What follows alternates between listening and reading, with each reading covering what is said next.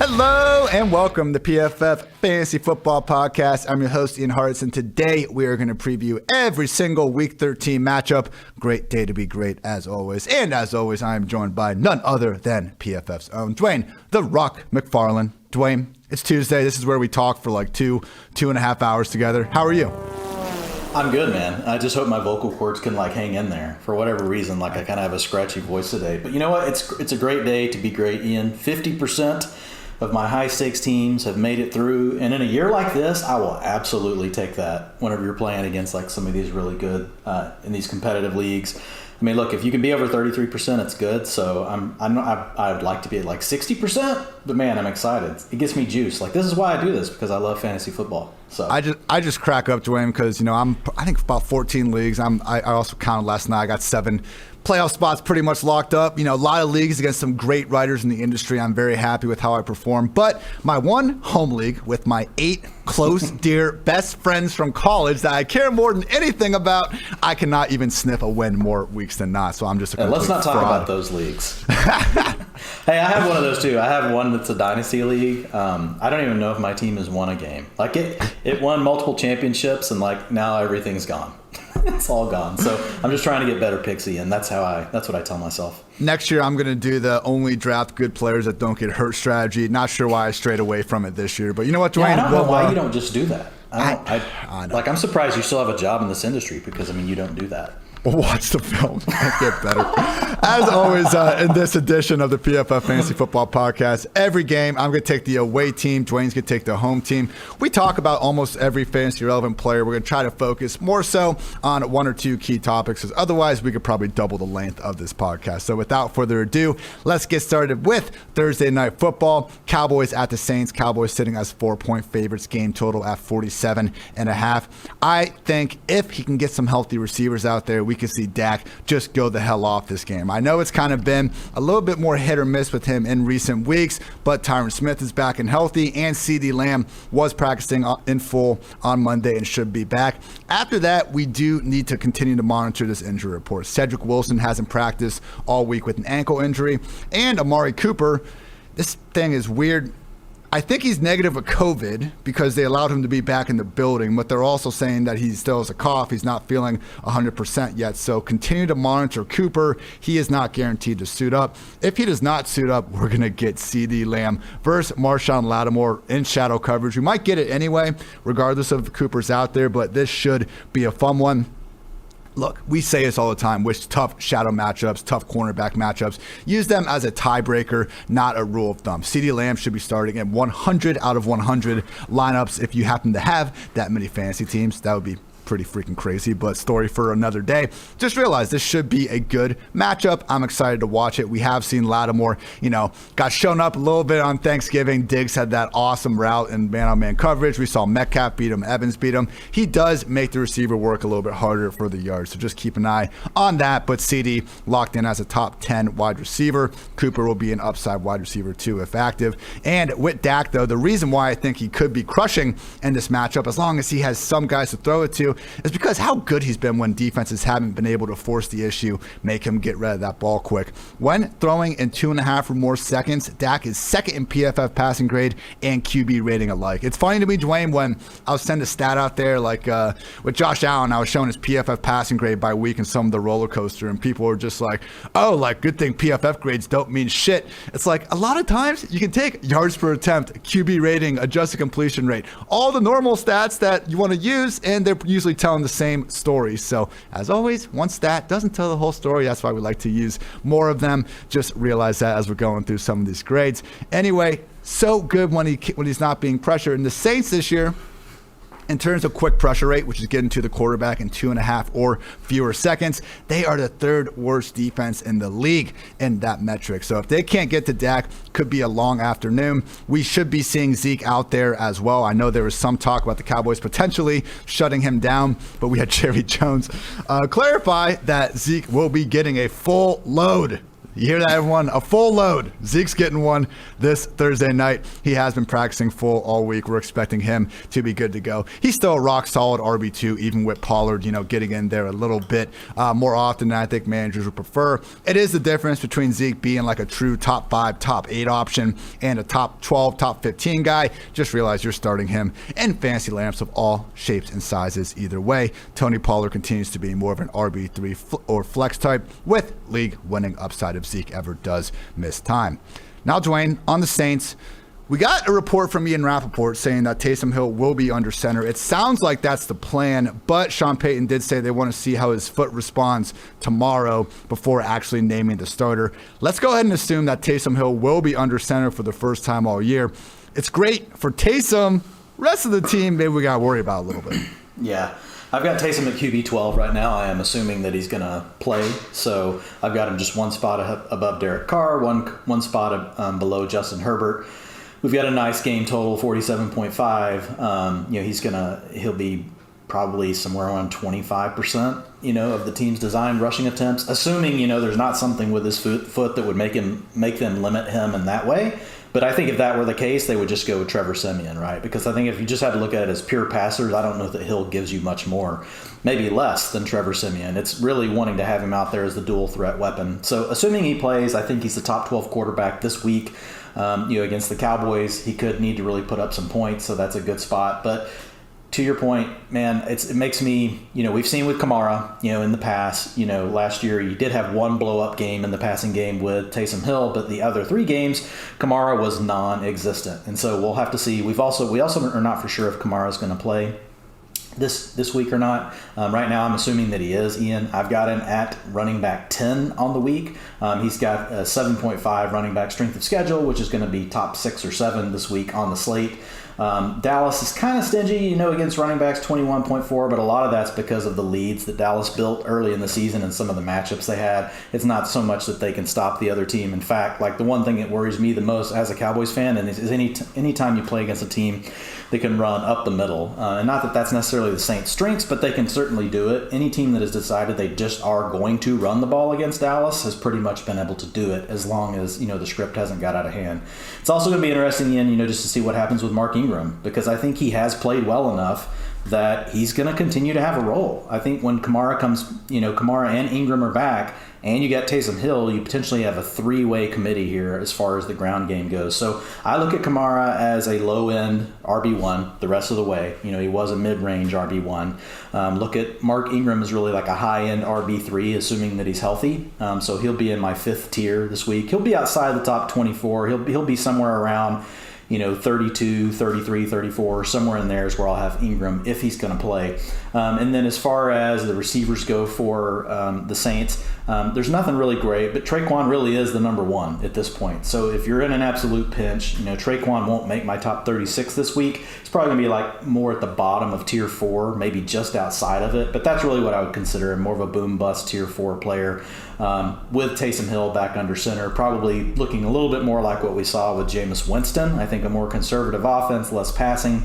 And of course, the Saints, that's what they hope for. They want to keep it they want to keep the games close, or they want to be leading and just trying to win it at the end. They don't want to necessarily be in these big shootouts. So I think that's something that we can look for with the Saints passing offense. We just really probably want to avoid all of the passing weapons, and it's just going to be a focus on Taysom Hill and these backs the rest of the way. It's a great point about Ingram potentially being more involved than we're anticipating, because in those Hill starts last year, a lot of us just focus on the targets for Kamara, but actually, Taysom had 39 rush attempts, Latavius Murray had 40, and then Kamara only had 50. So if we're going to see that sort of split, yeah, we're starting Kamara in every single lineup, but yeah, that is the difference between him being potential top 5, top 6 back, more of a low-end RB1 where I have him as well. Colts at the Texans. AFC South battle. Indy sitting as 8.5-point favorites. Game total at 45.5. Jonathan Taylor, 3 career matchups against the Texans. He has 43 carries, 319 rushing yards, good for 7.4 yards per carry, 3 touchdowns to go along with 8 catches, 69 yards, and a score. McCaffrey's done for the year. Dalvin's done for a couple of weeks. Derrick Henry's still on IR. Jonathan Taylor is your overall fantasy football RB1. Great day to be great. Let's talk about this passing game, though. though, because Carson Wentz, we saw it last week with the Ashton Dulin deep ball. He's been showing off that right arm when he gets time this year. Only Matthew Stafford actually has more completions on balls thrown, at least 40 yards downfield, than Carson Wentz. And you look at this Texans defense, they are dead last in yards per attempt allowed on passes thrown at least 20 yards downfield this season. Look no further than the first time they faced off when Carson was hitting Paris Campbell, T.Y. Hilton deep downfield against his squad. So T.Y. Hilton, we cannot forget, people. He owns the Texans. This man wore a clown mask before a playoff game against them and then proceeded to ball out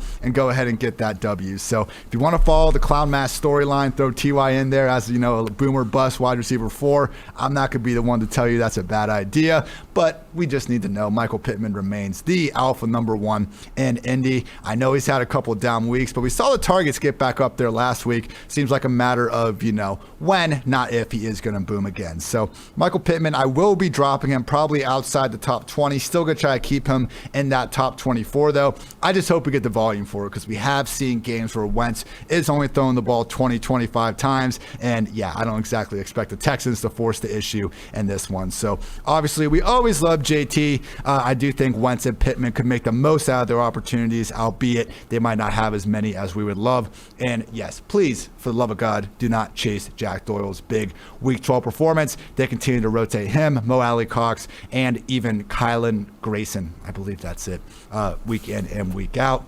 Dwayne, on to the Texans, where we do have a 2 RB backfield for now. But other than that, it's, Brandon Cooks, maybe you're streaming Tyrod, and that's about it. I would like to protest that it's only home games. I think any time that, if a team like the Texans has 2 home games in a row, Ian, we should have to trade. I'm just saying.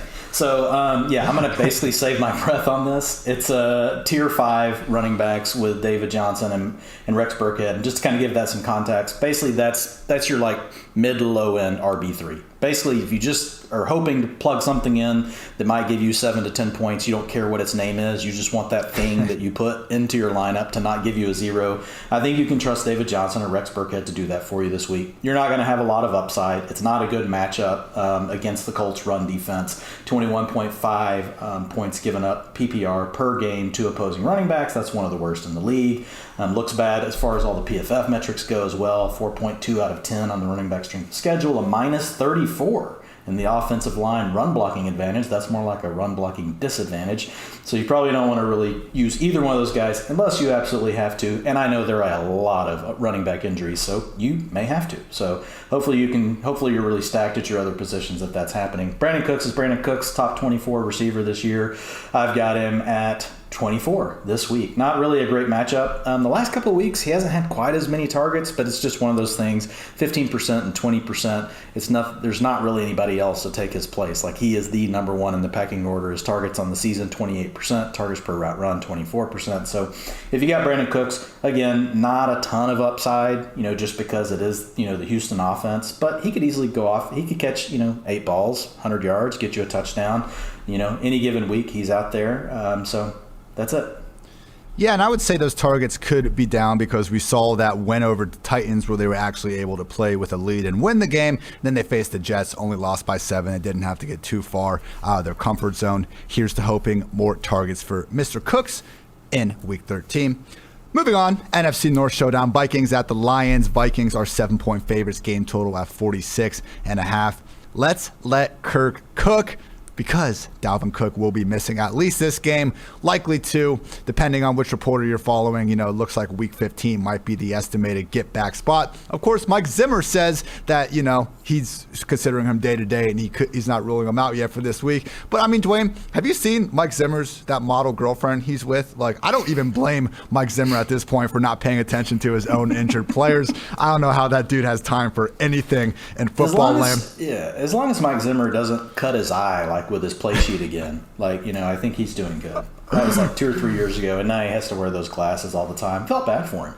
That was so ridiculous. Well, it's clearly not hurting the Tinder game for him, so whatever, Mike. But if we do see Kirk Cousins get to cook a little bit more without Dalvin Cook in the picture, this is the matchup that we would dream about. Lions are 31st in yards per attempt allowed, 31st also in explosive pass play rate allowed. So Justin Jefferson, he's the wide receiver 6 in PPR points per game this year, Adam Thielen is the wide receiver 9 because he does not give a single fuck about your touchdown regression narratives.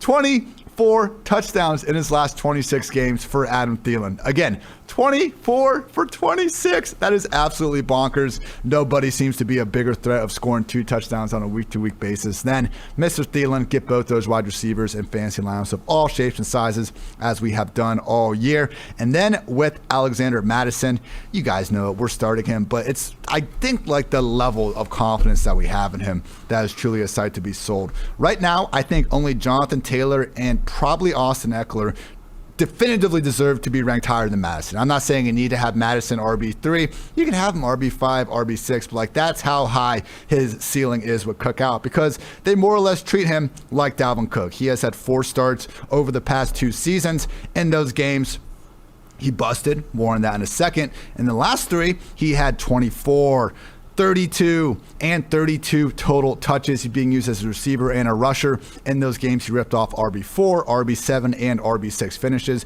The one time he busted, which was week 6 last year, and it really pissed off everyone that was relying on him without Dalvin. That was because they got down 3 scores in the third quarter, and Amir Abdullah came in to take away all the negative game script comeback mode snaps. Amir Abdullah is now in Carolina, which is why on the waiver wire edition of this podcast, we cautioned everyone with going too heavily in with Chuba Hubbard because his role has changed. So now Madison doesn't have to deal with Amir Abdullah. We do have, the greatest Vikings kick returner since a young Cordero Patterson involved as the potential RB2 now, but it is looking like Madison's going to have 80-90% snap roll workhorse RB1 season for a Matt.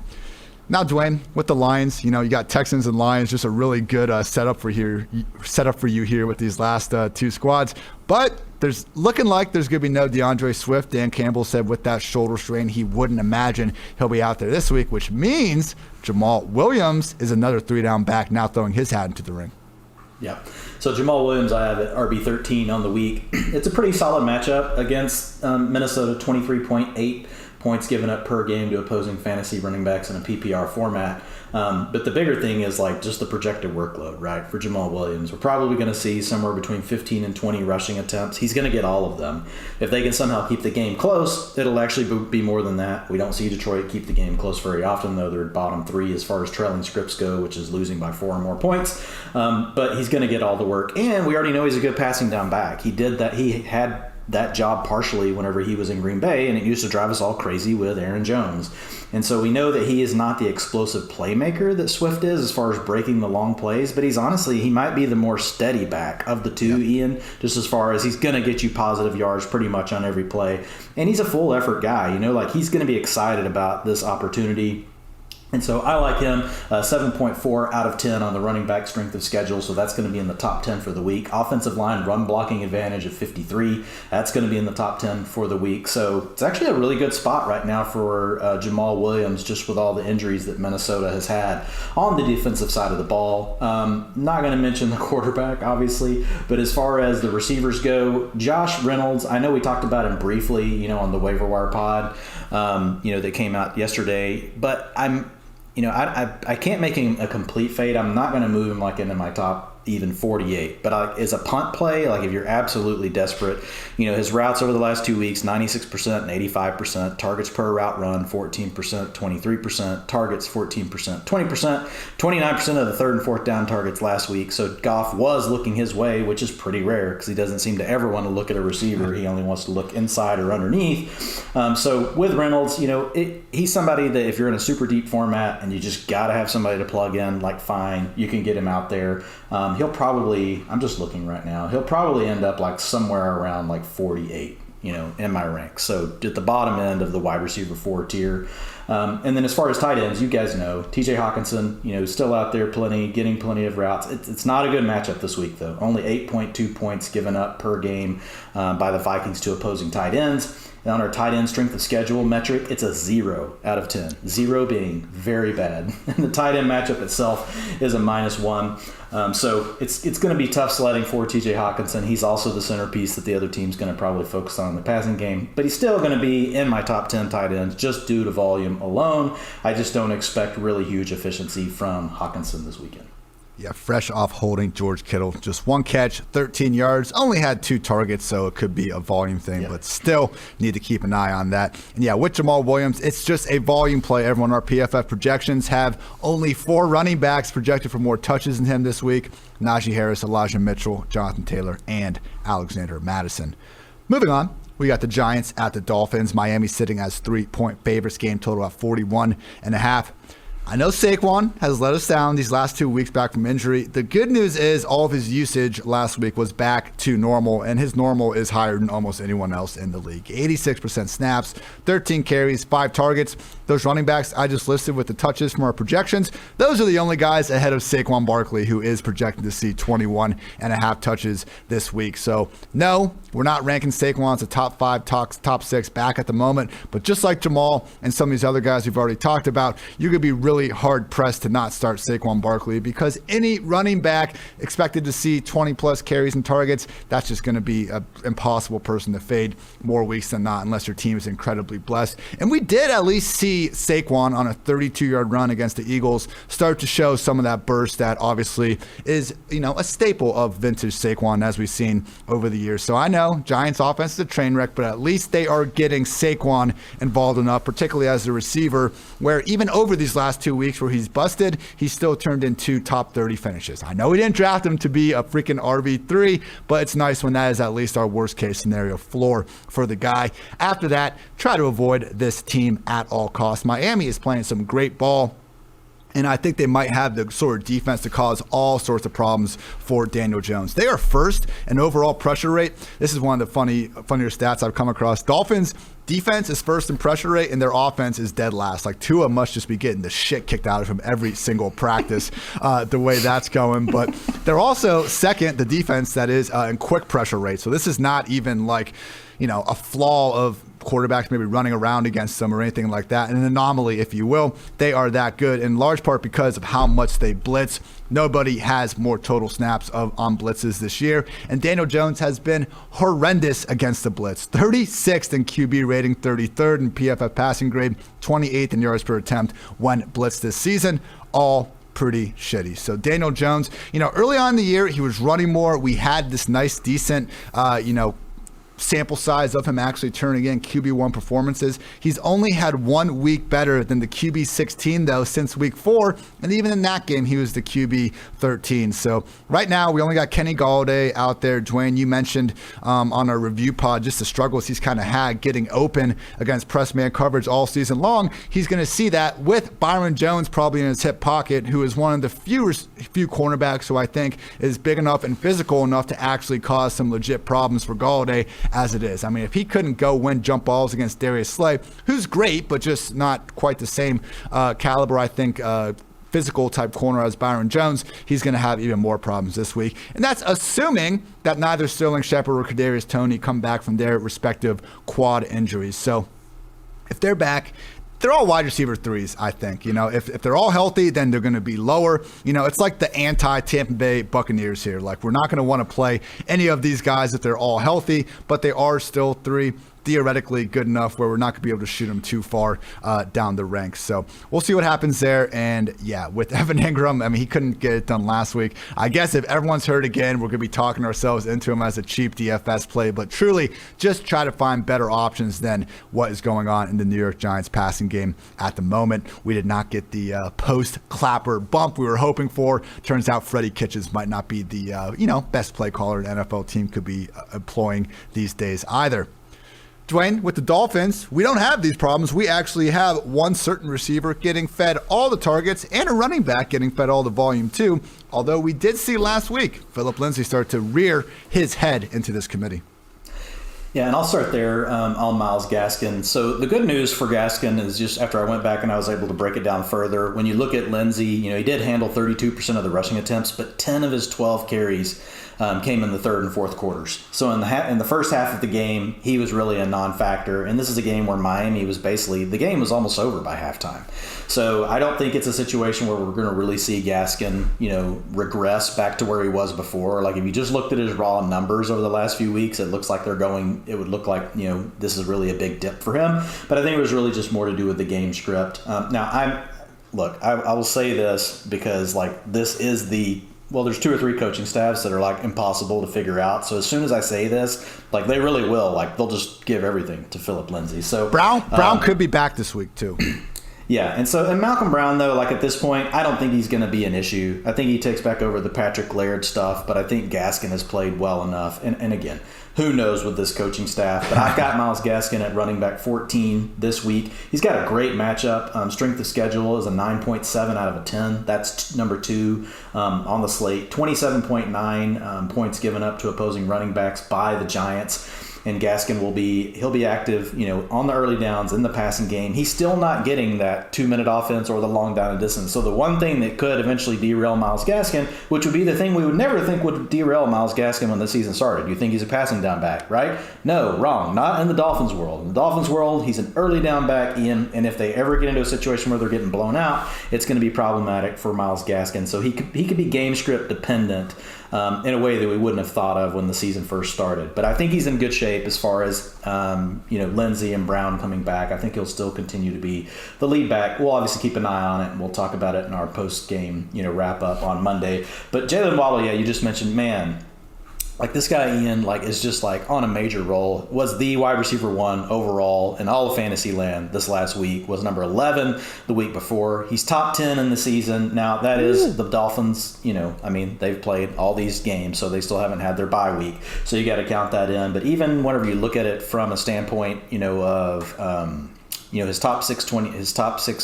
his top 24 finishes, he has 6 out of 12, so 50% of the time, like he's getting into the top 24. Target shares over the last 5 games, 28%, 26%, 19%, 28%, 32%. Like he is in the elite of all elite company, and now we're starting to see the Jets, we're starting to see some of the big plays, and so we're in a situation where he's probably he's going to be the lead target again this weekend. The Giants don't run a lot of man covers. They run a lot of cover for quarters, that kind of stuff.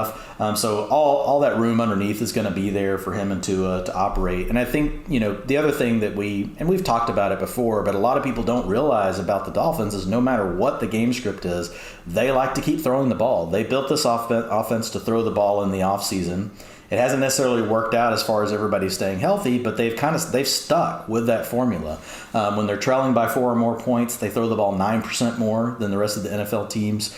Within 3 points, so in a close game script, they're plus 7%. And when they're leading by 4 or more, they throw the ball 4% more than the NFL average. So it doesn't really matter what the game script is. Jalen Waddle's going to be in good shape. Mike Gesicki, I know, everybody's cringing. They hear me say Mike Gesicki, and they're all like, if Dwayne says one more thing about Mike Gesicki's utilization still being there, I'm going to come to his house in the Girl Scout cookie costume that Ian talked about with the gun. No. Yeah. So that No, Dwayne, we got so far without bringing up a gun in this episode. No, I know, but I'm just saying, I know what's going to happen. So, no. But with Gesicki, look, it is what it is. Like, the utilization is elite, and I can't change history. I can't go back and erase history of all the tight ends that have had this sort of utilization and been, top 6, top 8 tight end. Typically top 3, top 4. Now, we've got several guys not doing it this year, go figure. But Gesicki, he's out there all the time. And if you think about it, Ian, who else are you going to throw the ball to besides Jalen Waddle? If you got to choose on the Dolphins, it's still Mike Gesicki. He's still the next best target. So I think he's in a good spot. If you look at his matchup, it's positive. It's a 6 out of 10. It's not elite, but 12.6 points per game given up by the Giants to opposing tight ends. Nothing you're really afraid of. So I think the only thing you don't like about this game is it's low implied points, low total, all those things. But utilization, all those things are there. Look, there was a run in the middle of the season where Gesicki was, posting these top 5 finishes and everybody loved him. Guess what? Nothing has changed. The only thing that's changed is they've just gone more to Waddle. And remember, these things ebb and flow. Defenses are putting on the tape, and now they're seeing all the Waddle. We could easily see Mike Gesicki be the guy to lead the team over the next 2 to 3 weeks in fantasy points instead of Waddle, just because everybody's focusing more, on the rookie after what he's done over the last couple of games. I have loved all the Jalen Waddle. 50% of the time, he works every time. He's still the wide receiver, 17 in PPR points per game. Wide receiver 1 if you go ahead and take the totals. NFC South matchup, we got the Buccaneers at the Falcons. Tampa sitting as an 11-point favorite. Game total at 50.5. That is tied with Bengals Chargers for the highest of the week. Tom Brady absolutely owns this defense. They faced off 3 times so far. Week 15 and Week 17 last year, he threw for 390 yards and 2 scores, then 399 yards and 4 scores, QB 11 and QB 2 performances. Earlier this year in Week 2, 276 yards, 5 touchdowns, QB 3 on the week. Shout out to AJ Terrell, PFF's 3rd highest graded player at his position this season. But come on, Tom Brady, all these receivers, even Rob Gronkowski, you should be starting them even if there's a fire in your fantasy leagues of all shapes and sizes. Antonio Brown is the wide receiver 5 in PPR points per game this year. We are expecting him to be back and healthy. The timeline for his ankle injury was 6 weeks, and it's now been 6 weeks. So hoping to see him look as good as he did before the injury, because, I mean, you saw that Dolphins game where he was just roasting Xavier Howard. He looked like, honestly, the guy we saw in Pittsburgh for the majority of the past decade, as opposed to the still good but not, truly like people. The pace that AB was putting up in the mid 2010s was like Jerry Rice level. Like, he was on pace to be his generation's Jerry Rice. That's how bonkers some of the numbers were. I get it, things have fallen off, but all I'm trying to say, the guy we saw in the first 5-6 of the year looked far more like the game changer we saw for the better part of the last decade, as opposed to the guy we saw in his first year with Tampa Bay. So AB, Godwin, Evans, it's going to be tough to squeeze them like in the top 10, even though they probably are, at least, some of those guys. On their best day, true real-life top 10 receivers, only one ball to go around those. So all upside wide receiver 2s that, again, you should be starting all day, every day. And with Gronk, man, it's wild because we've only seen him 4 games where he hasn't been hurt, and he's turned in tight end 1, tight end 3, tight end 9 in his first game back, and then last week, tight end 2 performances. So I think we did see, without having AB there, Gronk benefiting from some of the additional targets. I mean, last week, Brady really only felt comfortable seemingly throwing the Gronk and Leonard Fournette. I expect that to get back, fix itself a little bit to Godwin and Evans. But either way, Rob Gronkowski is, upside tight end 1 at this point. You can rank him 4th, you can rank him 6th, 8th, whatever. You should be starting him again in the heavy majority of lineups. Same with Leonard Fournette. I was still getting some start-sit questions with Leonard Fournette last Sunday. Stop that, everyone. He is locked into that RB1 spot. If you want to try to light a fire and move him into the flex, that's one thing, but do not even consider putting him on that bench because of the fantasy-friendly role. I mean, the pass game volume here is like one of the most inexplicable things we've seen, I think, all season. So far in 2021, DeAndre Swift, Najee Harris, and Austin Eckler are the only other running backs with Leonard Fournette to catch at least 50 passes already. He is only the RB10 in PPR points per game this year. He's the RB4 in expected PPR points per game. They are truly giving the artist known as Lombardi Lenny one of the most fantasy-friendly roles in football, and it's been accentuated all that much more inside the league's top-ranked scoring offense. So, yeah, a lot of words to say. Start every single Tampa Bay Buccaneer if you have them, essentially. Dwayne, that's not quite the case, in Atlanta. We got our guy Cordero Patterson, but after that, man, it's just been rough more weeks than not for everyone else involved. Yeah, man. And with Patterson, this is like, I feel like I'm doing like the Ian impersonation here. These stats I'm about to throw at you, Ian. I hope you're prepared. We'll do the Dwayne stuff first. Like as far as utilization, over 50% of the snaps each of the last 3 games when he's been healthy. They've clearly just made the move to Patterson. And Mike Davis, nothing personal, but have you ever seen more empty snaps? It's like he's out there, but you would never know it. Like Mike Davis is playing football, but there's no trace of Mike Davis other than the fact that you see that he actually had a snap. But Cordero Patterson, man, over 50%. If you just look at him, Ian, he ranks 2nd in explosive runs per play, so that's 10-plus yards by running backs with at least 75 attempts. That's 17% of his carries go for 10 or more yards. That's nuts. And he ranks 1st in yards per route run for receivers with a minimum of 150 routes at 3.13. So you have the 2nd most explosive running back, only behind Nick Chubb, in the NFL. And you have the number 1 yards per route run receiver in one player. That's insane. That's really, that is in his 30-year-old season. Congratulations to you, the head of the Cordero Patterson fan club.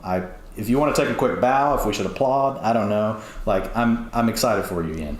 So, yeah, Patterson, I've got at number 11 this week. It's the running back Strength of schedule is not great. Obviously, we know it's the Bucs, 22.7 points per game to opposing running backs. I don't care because of what we just talked about with Cordarrelle Patterson, what he can do as a receiver. They can move him all over.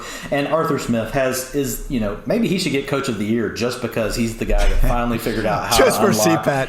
Cordarrelle Patterson. Seriously, I mean, how many coaches have had a chance and they couldn't do it? And he has. So, I mean, he's got something going for him there. I know he's wanting more than that. And I do think the Falcons have a good head coach for the future. They've just got not a great year this season. We get it. Russell Gage, though, I know we talked about him briefly on our waiver pod yesterday. And after I had a chance to dig into him more, Ian, I really was impressed with what I found. I hadn't had a chance to do my deep dive yet. So I actually updated him in the utilization report. And I told folks to put 20 to 30% of their fab on him just because we don't know if Ridley's going to be back. But here's what I found. And you talked about there is volatility, just to be clear. Wide receiver 15, wide receiver 121, wide receiver 20, wide receiver 111. Those are goose eggs. Those are pure 0 zeros. They are, but wide receiver 33, then wide receiver 14. So and the positive is 4 out of the last 6 games he's been inside, the top 36 receivers, and he's actually got 3 of those games inside the top 20. And with Gage, we do have a track record of him in the past actually being someone that caught our attention, from a targets per route run standpoint. He's been solid. And then I dug into really what he's been able to do against man coverage. And so if you look at him, number one, his routes are over 80% of the passing plays. Each of the last 3 of the last 4 games, he's at a season-long targets per route is now at 19%, which is good. Once you start getting up into the high to the mid 20s, low 20s, you're starting to get into the positive territory we want to be in. But last week against single man coverage, 100% of his opportunities he was open. He was targeted 50% of the time. He faced single man, and he's getting open. He's on the season, Ian. Now he's got a smaller sample size because he was hurt early in the season, but on the season, 60% of the time he's faced single man coverage, he has gotten open. And Matt Ryan trusts no one on the team more than him when he sees him in single man. 28% targets per route run versus single man coverage. So those are positive things because we know that man coverage is the most sticky thing that we can look at, right? Single coverage, particularly man coverage, is the thing that we know is repeatable over time. So I feel good about Russell Gage. I've got him at wide receiver 35 this week. The matchup is not great. 35.5 points to opposing fantasy wide receivers, which is around average. That's the league average. So it's not terrible either. Wide receiver strength of schedule is a little bit tougher, but I think we've kind of had the Bucs a little bit overrated over the last few weeks, so the way some of the tools work. So I'm really not that scared about it. So I do have him in the top 36. If Atlanta's going to have any chance, they're obviously going to have to throw the ball. They're going to have to get the ball to multiple different playmakers. Kyle Pitts, should we just rewind the tape and play the Mike Gesicki thing, with the utilization?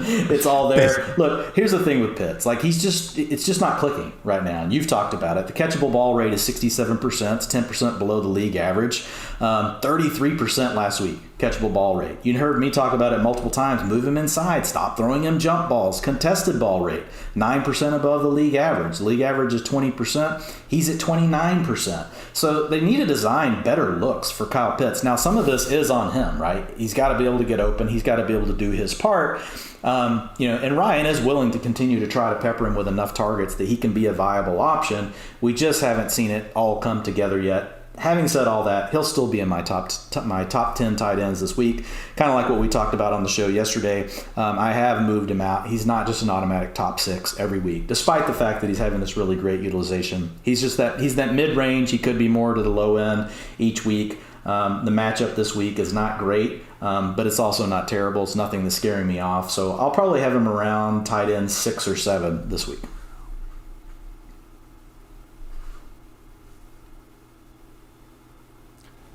Glitched on me just for a second there, Dwayne, but that is all good.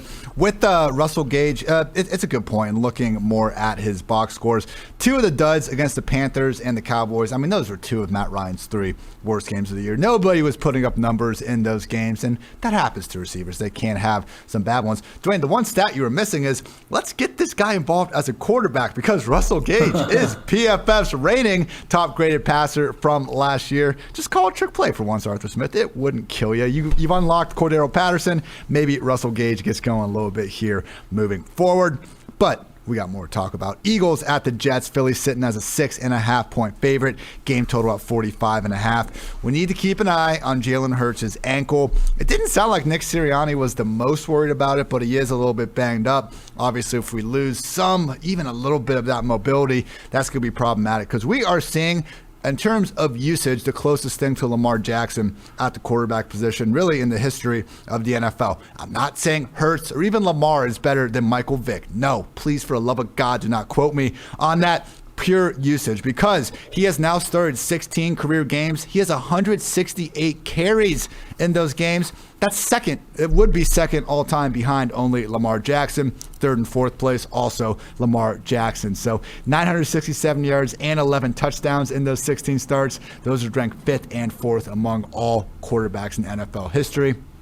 I know it's a new game, but at the same time, that is bonkers. And you can even compare him to running backs right now, and you guys see a similar story. This year, only Jonathan Taylor, Joe Mixon, Derrick Henry, James Conner, Nick Chubb, and Ezekiel Elliott have more fantasy points from purely rushing production than Jalen Hurts. So when I see this Jets league worst defense in fantasy points per game allowed to opposing running backs, I almost take that as more of a positive for Hurts than anyone else, because what in the hell is going on in the Philly backfield? I don't know, and that's on to you, Dwayne. No, I'm just kidding. We'll talk about this a little bit, but Miles Sanders has the ankle issue. Jordan Howard has the knee issue. Nick Sirianni basically lumped them together and said they're both progressing. So there's a nightmare scenario where we have Sanders, Howard, Boston Scott, and Kenneth Gainwell all active. I would think Gainwell would be the odd man out and hopefully a healthy scratch, but who knows? They might just go 25% all the way across, more or less. So I think the best case for fantasy would be Sanders and Howard being ruled out. Then we could get behind Boston Scott as a legit RB2 in this great spot. But if they're all going to be active, it's just going to be really hard to squeeze anyone in the top 24, even maybe the top 30 at that point. So Miles Sanders continues to be the guy that will project to have the best game. Just realize that, we've been waiting all year. I believe he only has one top 20 finish here as we get into week 13. In the passing game, it's Devontae Smith. It's Dallas Goedert. Rewind everything Dwayne said about Kyle Pitts and Mike Gesicki. Also apply it to Dallas Goedert. He has been running worse than any guy. Like, if you guys listen to our review pods that Dwayne and I do on Sunday night, I go over the sheeshes, the kind of beyond the box score stuff of nullified touchdowns, wide open but got missed down the field. And the Eagles, Hurts, and Dallas Goedert are just really in this more than any other offense I've kept track of this year. So hopefully gets back on track. He is due, but like Kyle Pitts, we're going to need to bump him down a little bit closer to that tight end one borderline as opposed to the locked-in top 6 option we were hoping he could be. And yeah, with Devontae, he has the air yard share of like a legit wide receiver one, but unfortunately this offense just trends to being so run heavy that, he has the right percentages, but doesn't have the right total raw volume. 6 or fewer targets in 5 straight games and in 6 of his last 7. So Devontae, he is, I would still say upside wide receiver 3. He's been playing great over the past few weeks. There's just only so much you can do when you're not getting fed that football with more consistency. So Devontae, Goddard, don't need to start them. Still looking good, though. Jalen Hurts monitor that injury report in this backfield. Same thing with the injuries, and that's why we always come to you on Friday afternoons to break down all the injuries ahead of Sunday. So remember to keep an eye out for those. Dwayne, man, I feel like usually we split up the bad teams, but you're getting most of them today. We got a Jet squad where we got Elijah Moore, and after that, good freaking luck. Yeah, the running back situation, it's a mess. You've now got a three-way committee with Michael Carter out. You got Ty Johnson, Tevin Coleman, and Austin Walter. The great, apparently. So I'm mostly avoiding. Tevin Coleman will probably be my highest ranked out of those guys, but I will have no confidence in it, and I will have them ranked. He will be nowhere near enough for any of you to send me a start-sit question about him if you're looking at my rankings. If you're not, you can just still hit me up on Twitter with your question, and I'll try to answer. Elijah Moore, yeah, look, we've had the great run, and it had to come to a close. Finally didn't have a top 36 finish. And it all comes when who's back at quarterback? Zach Wilson. It's crazy, Ian. How can Zach Wilson really be worse for Elijah Moore than Joe Flacco, than Mike White, than Johnson. It's kind of mind blowing, really. But we'll have to wait and see. I mean, we do have a questionable tag on Zach Wilson this week. He hurt his knee in that game. He did come back in. But either way, I'm not going to put too much of this on Wilson. I know some people that I really respect that watch a lot of the games say he's looked terrible. But at the same time, I don't know that any of the backups are really. I know they had some better yardage games and they put up some bigger numbers, but some of that just feels kind of fluky to me. So Elijah Moore I have right at wide receiver 36 on the week, but it's less to do with who's going to be the starting quarterback, and it's really more to do with the Philadelphia Eagles, who are the fourth toughest against opposing wide receivers from a wide receiver strength of schedule standpoint. It's a 2.2 out of 10. And then whenever you look at points given up to opposing wide receivers by the Eagles, only 28 per game. And when you think there's typically 4 wide receivers involved in a game plan and you're only getting 28 and you're divided up across 4 of them, not good. So that's going to also push Corey Davis, even if he plays, that's going to push Corey Davis down outside of the top 36 by a good bit. He'll probably be more around like the mid-40s. Cardinals at the Bears, Arizona, 7.5-point favorites. Bears? Are you kidding me, Ian? Jeez, come on, man. Hear that? Bears. Putting the whole podcast in jeopardy. Game total at 45.5. Kyler should be back. I'm not I think it was a Marvel thing. I'm not a Marvel guy.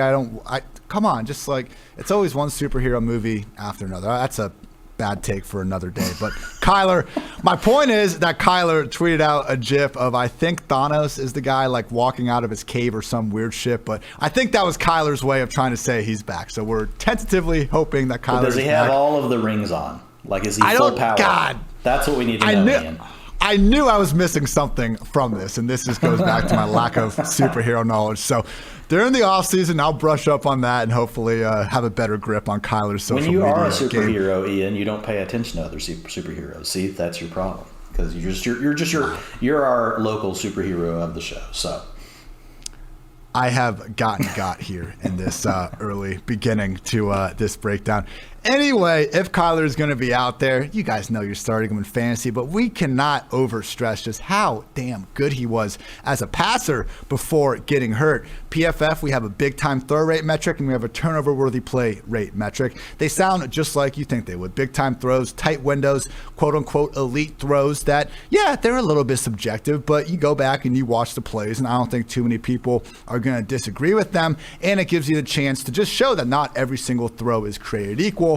As we all know, turnover-worthy plays, it will take, dropped interceptions, things like that were worthy of turnovers, weren't necessarily a turnover, and include them as well. And this also helps quarterbacks when, they hit their receiver in the head and the ball goes to a cornerback and it's picked off, they don't get dinged for an interception. So I know they're not traditional stats, but they're trying to do their best. And in these stats, Kyler is number 1 in the highest rate of making these elite big-time throws, and he's number 1 in limiting turnover-worthy plays. So he's been like the anti weeks 1 through 8 Jimmy Garoppolo. Jimmy G is playing a lot better now, so I don't want to shit on him, but Jimmy G was worse than both of those things to start the year. Kyler is the best. So that's how good he's been, and I cannot wait to see him back in action. Hopefully he will be back with DeAndre Hopkins as well. In week 11 before their bye, we had, of course, Antoine Wesley playing ahead of everyone else in the offense because why not? But it was 3 wide receiver sets of Wesley, Christian Kirk, and A.J. Green. We had Rondale Moore playing fewer than 50% of the offensive snaps, still somehow getting 11 targets and 11 catches. With that, it basically was the Chase Edmonds pass game role. So with Edmonds out of the picture for another week, at least still on injured reserve with that ankle injury, I don't hate the thought of bumping up Rondale, but Dwayne, where do you have Rondale? Because I'm not sold that he's going to, again, get these double-digit targets. It was promising, but I'm not sure that 1 week sample is enough to go all in on it.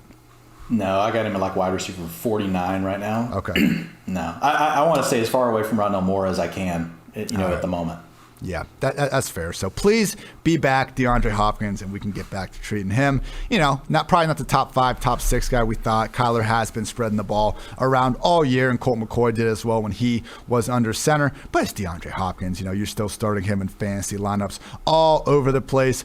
And finally, in this backfield, not the most ideal matchup against the Bears. They're pretty, middle of the pack in the majority of run defense stats you'll look at. But without Khalil Mack, who's on injured reserve with the foot and selling his Chicago mansion, sure looking a lot less scary in that front 7. James Conner without Edmonds, PPR RB1, RB16, and RB7 had 26, 14, and 27 combined carries and targets along the way. And like the 14 one and the RB16 finish was like a horrific performance from Colt McCoy when he got hurt, and like the Cardinals offense was basically like, get us the hell out of here. So Connor should be in your RB1 ranks, and you are starting him even if there's a fire all over the place.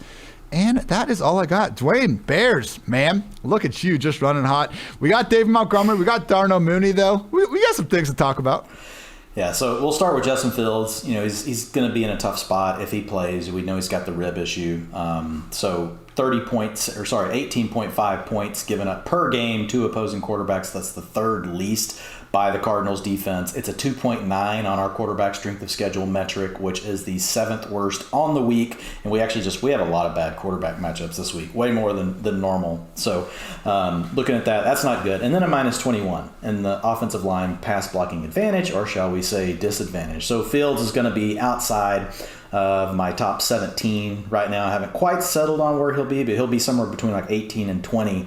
And remember, this is a guy that has a sky high sack rate. Like, so this could be a huge week for the Cardinals defense. They're going to have a shot at strip sacks. Probably going to play from ahead. So there's going to be plenty of dropbacks for Justin Fields. So it's going to be a smash spot for the Cardinals defense. Not so much for Fields. As far as the running game goes, David Montgomery. Look, all I can say about David Montgomery is like nobody in the NFL right now is seeing more elite utilization. And look, he actually looked good early in the year. I remember having to come on to this, to this show and say, sorry, I was wrong on David Montgomery. Like, I was totally fading him, and then he came out and looked really good, and I was worried, is this going to be split, 3 ways? And he's getting it all. So over the last 3 games, 85% of the snaps, 95% of the snaps, 84% of the snaps, rushing attempts, 62%, 74%, 68%, short down and distance, 100% every game, long down and distance, 100%, 2-minute offense, 100%. And these are all 3 games in a row.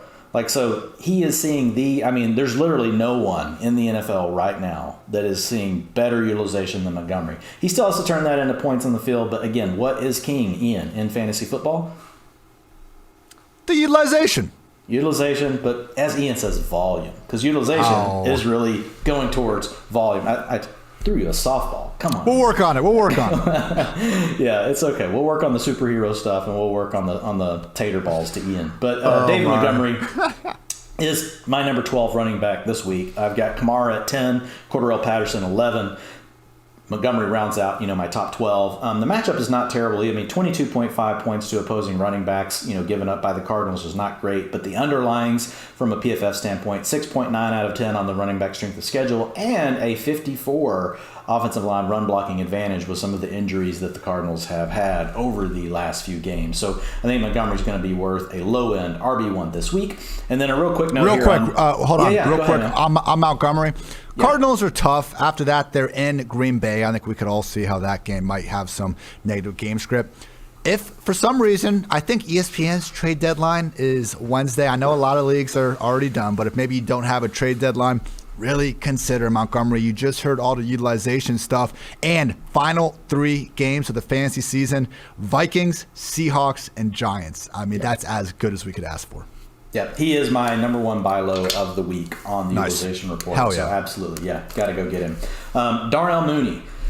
Wow, another guy that's, his utilization's been there really all season, Ian. Like, he's actually been leading the team in targets per route run, even when Allen Robinson was out there doing his thing. And now it's just finally starting to click for him. We talked about maybe it was to do with the health, and then he was back on the injury report last week. Didn't matter. He still came out and really just destroyed everything. Like, when you look at Mooney, like over the last over the last 3 games, a finish of 7, 4, and 15. Like, that's awesome. Like, you're destroying it. Like, we talk a lot on here about Elijah Moore and some of these other receivers. Like, Mooney's kind of gone under the radar, really, in our analysis. So he's a guy that I've got at 28 this week because it is a little bit of a tougher matchup against the Cardinals in the passing game. But I may end up moving him around a little bit because, I've got him in tier 4 right now, and I haven't fine-tuned this, but I've got 11 players in my tier 4. So right now, Like, I already see some players I'm going to move him ahead of. I'm going to put him over, I'll probably put him over Devonta Smith. I'm going to have him over Hunter Renfrow. I'm going to have him over Van Jefferson. I'll probably put him over Mike Williams, just at this point with what we're seeing with Mike Williams. So let's do it. Why not? Yeah, so top 24, we could see Allen Robinson back, but honestly, that doesn't really bother me because we've already seen Robinson on the field, and if you look at it over the last 2 weeks, Marquise Goodwin and Cole Kmet have really demanded their own targets. So even if Allen Robinson comes back and kind of takes away from those guys, I think Mooney is still going to be safe.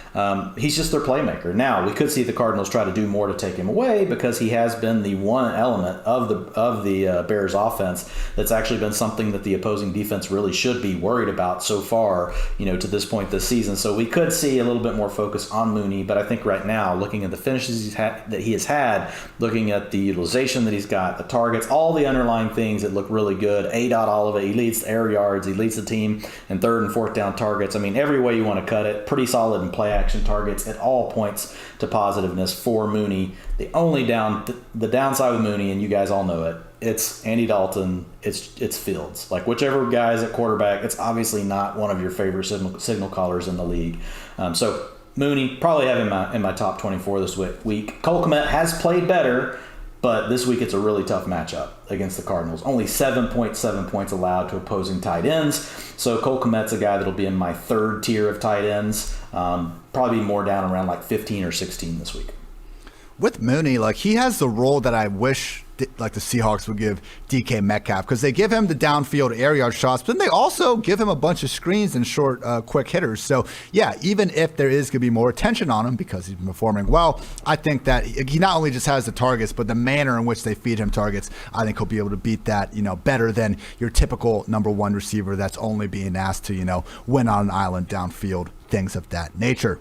Chargers at the Bengals. Cincinnati is a 3-point favorite. Game total tied with that Buccaneers game for a week high at 50.5. Justin Herbert, we talked about this last week where we saw that Steelers performance, against a banged-up Steelers defense where he continued to not throw the ball downfield, kind of equated it to the Chiefs against the Raiders, didn't exactly fix some of the offensive problems. And I think we've continued to see that. So on the year, he's been great throwing downfield. He's 7th among 45 qualified quarterbacks in PFF passing grade, 2nd in QB rating. The problem is only Jimmy Garoppolo, Tua, Daniel Jones, and Matt Ryan have thrown a lower rate of their passes at least 20 yards downfield. Not a great group to be in.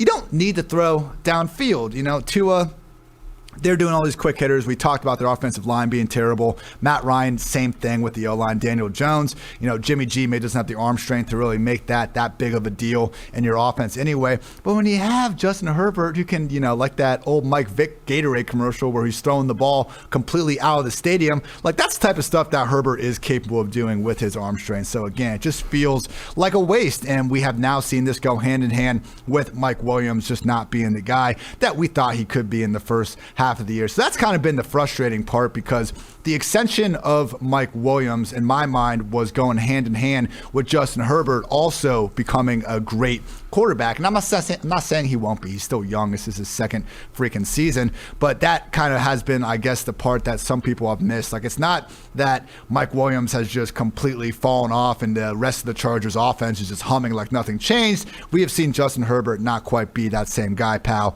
in the same time period. So hopefully when they are passing the ball, the few times they have been throwing deep, they do it against Eli Apple. He is PFF's 101st ranked cornerback in overall grade. Chidobe Awuzie is 11th, and Mike Hilton had a nice pick six last week. He is 19th. So I do think there's a chance that Mike Williams draws that Eli Apple shadow coverage. Usually they put Awuzie on the number one receiver.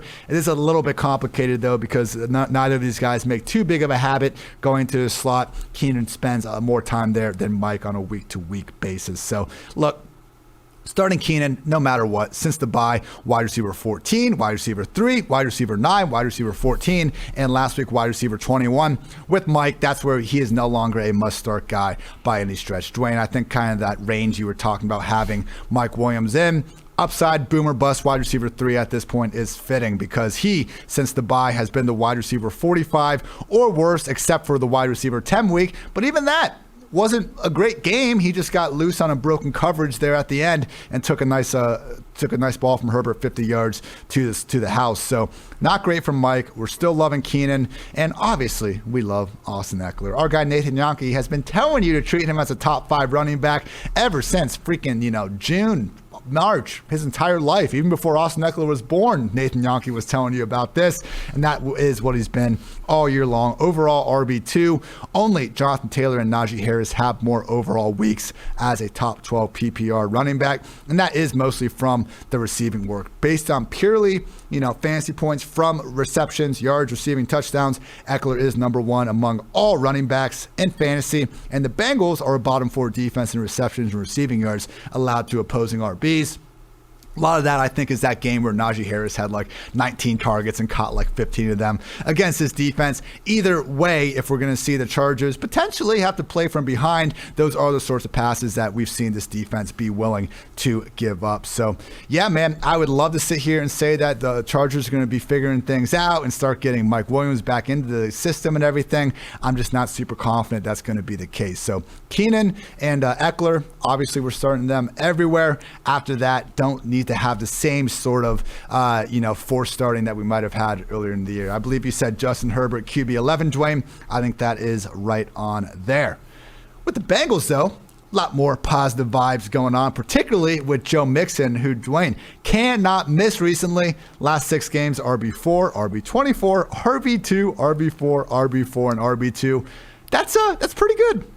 Yeah, how many touchdowns does he have in that time? I think he scored 2 every game. In those games. He's got 3 straight, I think, with 2. It's ridiculous. Yeah, I think it might be 4 now that he's had 3, that he's had 2 or more. So, yeah, he's got 8. He has 8 touchdowns in his last 4 games. So, oh, my goodness. Yeah, so real quick with this matchup, kind of like zooming back out, a couple big things. When talking about the passing game with Joe Burrow, whenever we talk about the Chargers, like this will lead right into the Joe Mixon point as well. But we know what the Chargers like to do. They like to stay back in coverage. So if you look at all the teams that run, all the different coverages that we track at Pro Football Focus, so 2 of the bigger ones you want to look at are cover 4 and cover 6. And if you look at cover 4 plus cover 6 together, only 5 other teams run that coverage more than what the Chargers do. So they really are inviting opposing teams to run the ball. So Joe Burrow, I've got at QB 10 this week, but he's really just a low-end QB 1. I do think that the Bengals will come out and they will accept the invitation to run the football just because they have ran it so well over the last several games. And I think it's going to be a big spot for Mixon. I've got him as running back 6 right now, only behind Jonathan Taylor, Alexander Mattison, Leonard Fournette, Austin Eckler, and Najee Harris. You could make an argument to push him higher, number 3. There wouldn't really be anything to say. The only thing Joe Mixon doesn't have is he doesn't have the 2-minute offense, he doesn't have the long down and distance offense. But over the last 2 weeks, he has picked up the 2-minute work. So really, he's got almost all the early down work, most of the 2-minute offense, and he's getting a little bit of the long down and distance. So he's a near just every down back. And look, he's playing in an offense that wants to give him the ball. The offensive line is playing well. The Bengals are pretty much a threat every week to score a lot of points and be down inside the 5 quite often. Despite the fact that they don't really run a lot of plays, they're very efficient. So I look for Mixon to have a nice game. Burrow, I think, is a little bit more capped in this one. And for those same reasons, well, actually, just real quick, for those same reasons that we talked about with that coverage, actually in regulation, so just getting rid of overtime to kind of try to equalize everything. If you look at the Chargers, and this is a team that doesn't trail all the time, right? So this isn't, there's different reasons that these stats, are created, or how they come into play, or how they're created, what causes them. But when you look at opposing running back attempts, or attempts allowed to opposing teams, as far as rushing attempts, 28.2 per game in regulation, getting rid of the overtime. So that's the 3rd most in the league. And so that's what you've got Joe Mixon going up against. And when you look at the Chargers, they give up 27.1 points per game to opposing running backs. So it's a really good spot for Mixon. As far as the receivers go, it's a little bit, it's kind of like what I talked about last week with the Packers playing against the Rams, Ian, and the types of the Rams run a lot of coverage very similar, and that's where Brandon Staley came from, right? That what we see with the Chargers. So this could be a game where Tyler Boyd could make a little bit of noise in, because he's going to be the guy that's going to be left uncovered underneath. He's going to be working free through those zones. Those safeties are going to be over the top. It's going to impact Jamar Chase the most. Look, people, you're not going to bench Jamar Chase I get it. You're going to still have him out there. He still carries big boom upside. He's going to see some single coverage opportunities, and he can always come through, make a huge play. We know he can also, he's a threat to run after the catch. Jamar Chase can do everything. So you're always going to play him. But just, it's going to be tempered expectations for me a little bit this week.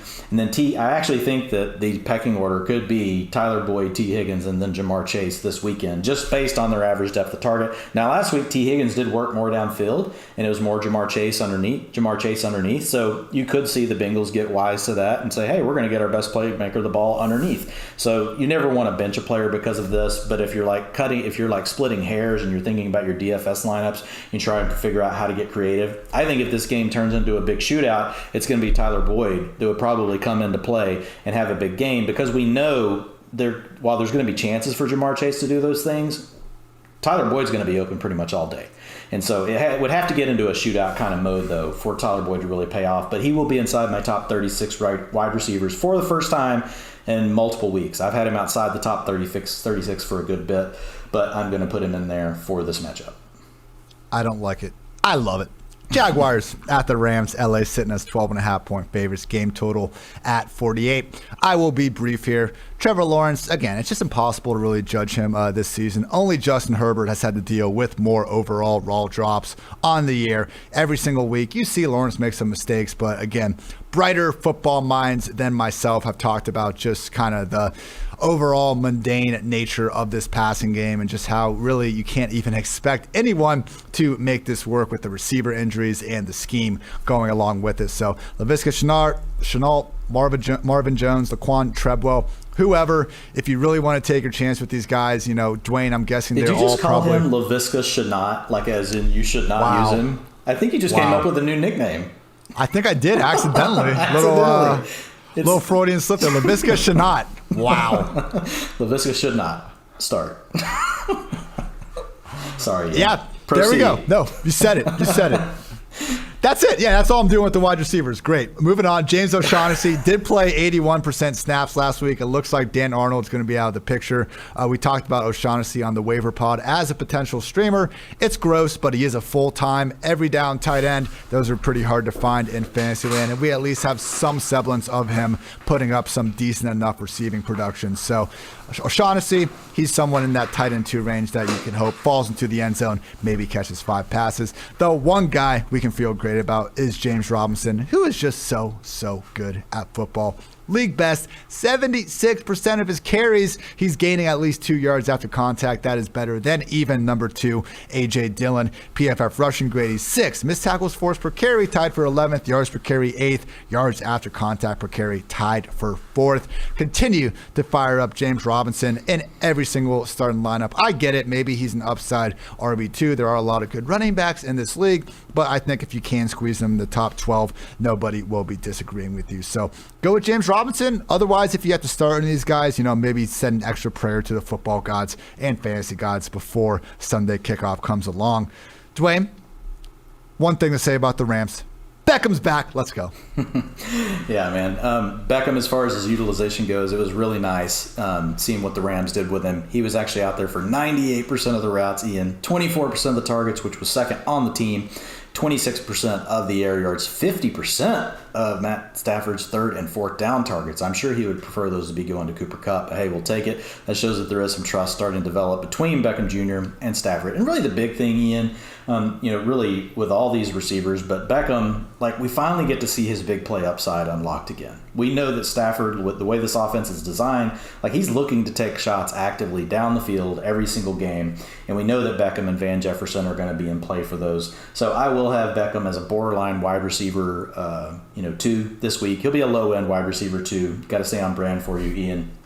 But I like the matchup. It's the wide receiver strength of schedule. 10 out of 10, Ian. Ooh. For Odell Beckham Jr., for Cooper Kupp. Well, hey, let's do the right order. For Cooper Kupp, for Odell Beckham Jr., and for Van Jefferson. So you could really see any one of these guys, have a huge game. You could see all of them have a huge game, which is why I have Matt Stafford inside my top 8 this week. I've got him below Jalen Hurts right now, but if Hurts is questionable this week, or if he's limited in practice, and we think that he's not going to be able to give us, even if he plays, not give us the normal rushing upside, I will move Stafford ahead of Hurts. It's an interesting week at quarterback, to say the least, but Stafford could sneak his way into my top 7. I don't see him getting past Dak at 6. We talked about the Cowboys already and what could happen with the potential fireworks there. But Stafford would be right there with Dak in that scenario. As far as the running backs go, Darrell Henderson, we will have to keep an eye on him as far as the quad injury, see what happens. If he doesn't play, Sony Michel steps into the same rank, basically,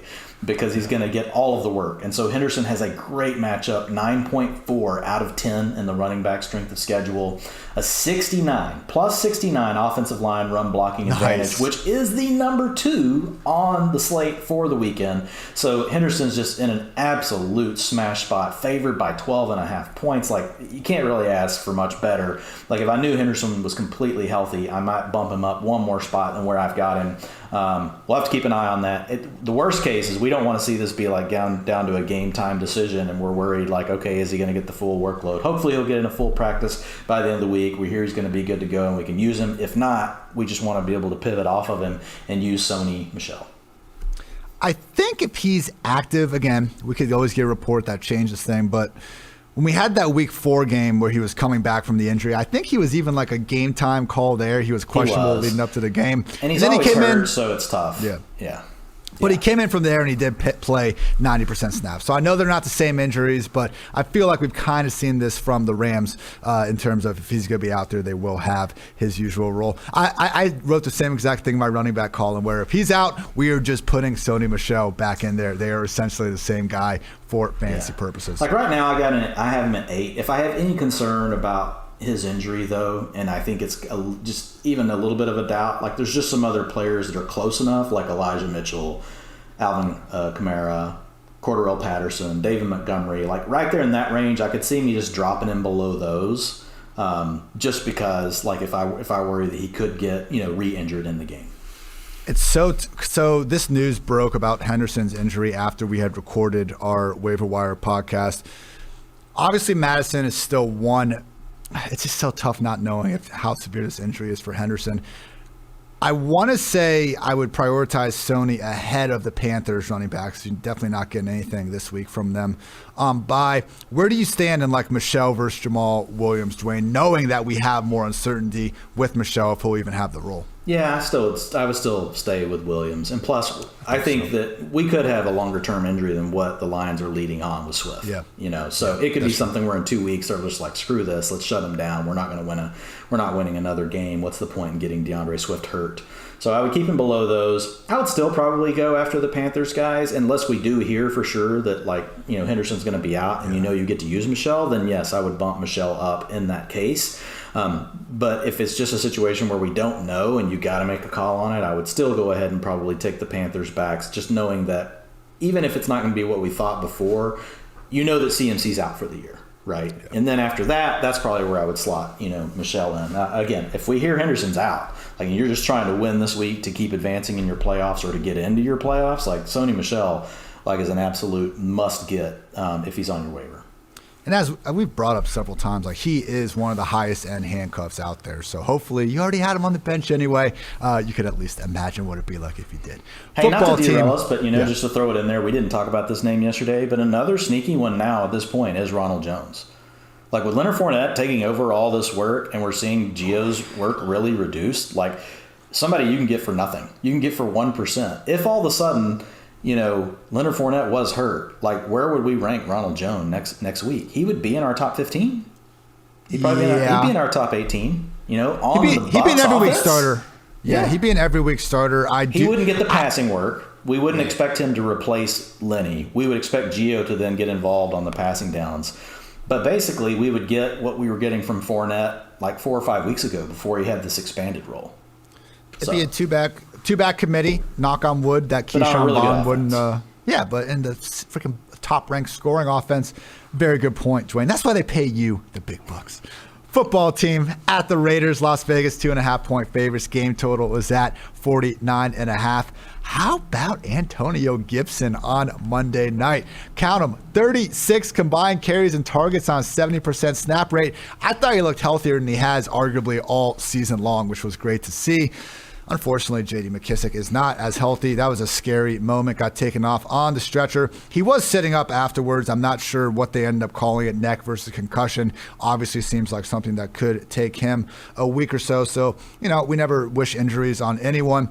If McKissic is going to be out, though, that is the difference between Gibson being, the game script dependent RB2, even RB3 that we've seen for most of this year, and being a full-fledged RB1. This would be the workload that we were hoping we were going to get from week one in the first place. It's a shame it took a, bad injury to J.D. McKissic to get there. It'll be great for all those fantasy rosters that are not in the playoffs.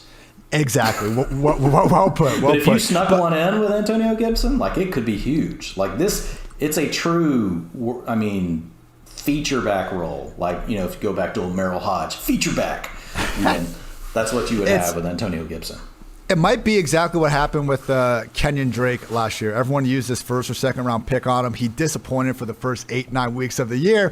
And then as you're, wiping your tears away in January, February, starting to do some prep work for next year, you're like, oh, wait, he actually finished as a borderline RB1 because he put together some games here when my team was already out of the playoffs. So Gibson is going to be an every week starter if McKissic is ruled out. Truly, he will be in the top 12. Just keep an eye on that McKissic injury. Otherwise, pretty much, this was great usage to see, but it was against the Seahawks. Terrible defense against running backs in terms of fantasy points allowed, and also a game where we were able to see Washington play with positive game script. Certainly not a guarantee against the Raiders. So I don't want to freak out about the Monday night game in terms of what Gibson did. It was good to see. More so, though, pay attention to that usage. That usage shift is going to be what could change everything for Gibson. With the receivers, Terry McLaurin, he is the biggest boom or bust wide receiver too in the league at this point. 4 top 9 finishes on the year. Every other game he's been outside the top 30. You're starting him, again, say an extra prayer to the fantasy gods, hoping that you get one of his good weeks. It's just a shame, man. Taylor Heineke, I don't love it, but whenever we get these good to mediocre quarterbacks on primetime, the ways the announcers are trying to hype them up as the next big thing at quarterback always tends to crack me up. He is fine, but we are seeing, McLaurin really get held back because of Heineke, already becoming his generation's Andre Johnson, Allen Robinson, whatever you want to call it. It has been rough for McLaurin with the quarterback play. That's why he's number one in all these contested target, contested catch rate statistics. That's not good to me when you have someone that is as good of a route runner as Terry McLaurin having to make all these contested catches. Makes you wonder maybe that ball should be there a little bit earlier or later, whatever it is, to not make it so damn tough on Terry all the time. We did get Curtis Samuel back last week, only played 20 snaps. Can't get behind that yet in Fantasyland. We can get behind Logan Thomas, though. 79% snap rate. Should have had a touchdown, but what is a catch? All I know is that Dez caught it. So they ruled no catch on that one. Logan Thomas, I wouldn't be surprised if he is back to his usual 99% snap roll. Moving forward, he'll be back into that borderline tight end 1 area, maybe even low end tight end 1 that he was before the injury. And with Heineke, he's still a perfectly fine streamer. It's just who he is. We're going to get some good weeks. He had back-to-back top 12 finishes before last week. Then we'll get a dud outside the top 20 as we saw against the Seahawks. Raiders are a bottom 12 defense in fantasy points per game allowed to opposing QBs. So Heineke, perfectly fine streamer, but not someone you should be going out of your way to get by any stretch of the imagination. Dwayne, Gibson wasn't the only running back to see an actual boost in his usage last week. That was also the case for Josh Jacobs in that Thanksgiving game. I know the Raiders got to play with the lead, but we did get a pregame report from Jason LaCanfora basically saying that they wanted to get Jacobs more involved to begin with before that game. If we can start seeing that role on a weekly basis for Jacobs, man, like Gibson, he's going to start flirting with some RB1 status. Yeah, the last 3 weeks his snaps have been 57%, 66%, and 66%. And so this last week we saw Jalen Richard come back to the lineup. And so the week before we had seen Josh Jacobs take over the 2-minute offense. That has normally been Jalen Richard's role for the last 4 or 5 weeks. Guess what happened? With Jalen Richard back, 100% of the 2-minute offense still went to Josh Jacobs. So that's a plus. So Jacobs, honestly, he's a mirror right now. he's not an exact mirror. He's getting a little bit less of the rushing attempts, but like his comp would be Joe Mixon as far as the workload like that he's getting. So he's going to see somewhere around 60% of the rushing attempts. Mixon's more around 70-75%, but outside of that, everything is very similar. They're out there for a similar number of routes. You're going to see 40 to 50%, and he is getting targeted more. His targets per route run over the last 3 games, 26%, 37%, and 18%, which makes sense because they're just struggling to really do much. Bryan Edwards isn't doing anything. Zay Jones, yes, he can get PI calls against, Anthony Brown, but so can anyone. But outside of that, Zay Jones can't really do anything else. It's really all about Deshaun Jackson, Hunter Renfrow, and then you have Darren Waller. So really getting somebody else involved underneath like Jacobs, I think, is a good move for the team just as far as trying to get first downs. Look, I know, folks, like it's not optimal to throw the ball on swing passes underneath, but like you have to spread the field out vertically and horizontally. Like you have to create space within the defense. So sometimes these plays that may not always seem optimal are there to set up the play later that is optimal, because guess what? DBs and linebackers, they eventually get tired of these swing passes or check down passes, and this guy getting 5 or 6 yards and you just keep getting first downs, and then that's what opens up space behind. It's almost like a running play in a way. So with Jacobs, I do like him. It's a tough matchup this week, only 22.6 points allowed per game by Washington to opposing running backs. It's also tough from a running back strength of schedule standpoint. It's a 4.1 out of 10. It's not terrible, but it's below average. Offensive line run blocking advantage is only a 9, and so we don't want to be negative, but a 9 is pretty bad. It's going to be probably bottom 6, 7 on the week. So Jacobs, I've got a running back 19 right now, Ian. As far as the passing attack goes, Derek Carr, I've got him at quarterback 13, and he's got the best matchup from a fantasy standpoint, 27.1 points allowed per game by Washington to opposing quarterbacks. It's a plus on our quarterback strength of schedule at PFF as well as a 5.7 out of 10. So Carr just outside the top 12. If Taysom Hill wasn't returning this week, Carr would have made it in the top 12. So Carr, if you're upset, talk to Taysom Hill. Not my problem. Trying to give you some love. Hunter Renfrow, Ian, I've just kind of struggled with Hunter Renfrow all year. It's like I just keep him at the bottom of my RB3, ranks every week. And it's like, I'm going to have him closer to like right at the low end wide receiver 2 or high end wide receiver 3 moving forward. It's got a good matchup this week. His wide receiver cornerback matchup is a 78. He gets to work inside from the slot. So honestly, when you get to work inside like he does and they do all the things they do with him, these slot receivers, like matchups matter less for them, honestly, than they do for some of the other players. But as far as points per game allowed to receivers, 39.6 per game given up by Washington. So Hunter Renfrow is going to be busy. We could be without Darren Waller, who is day-to-day. I don't think, Waller's going to play. So Renfrow could really just be a funnel. Deshaun Jackson, we have seen his, we talked about him on the show the other night, so I won't go too long here, Ian. But basically, we've seen his routes creep up every single week. We don't think he'll ever be like a 90, 85% route guy. But if he could get to 75% and be around 15 to 20% targets, and get the deep shots from Carr, then he could have some value. He'd be more like a boom bust wide receiver 4 on a week-to-week basis. And then last but not least, let's talk about Foster Moreau, who has stepped in the past and posted a tight end 7 finish earlier this season whenever we were without Darren Waller. You now get Washington, who's a 6.1 out of 10 on our tight end strength of schedule metric, and they give up 13.3 to opposing tight ends in PPR points. So I've got Moreau at 13 right now. So he's the absolute definition of a high-end tight end 2. Ravens at the Steelers. Baltimore 4.5-point favorites. Game total at 44.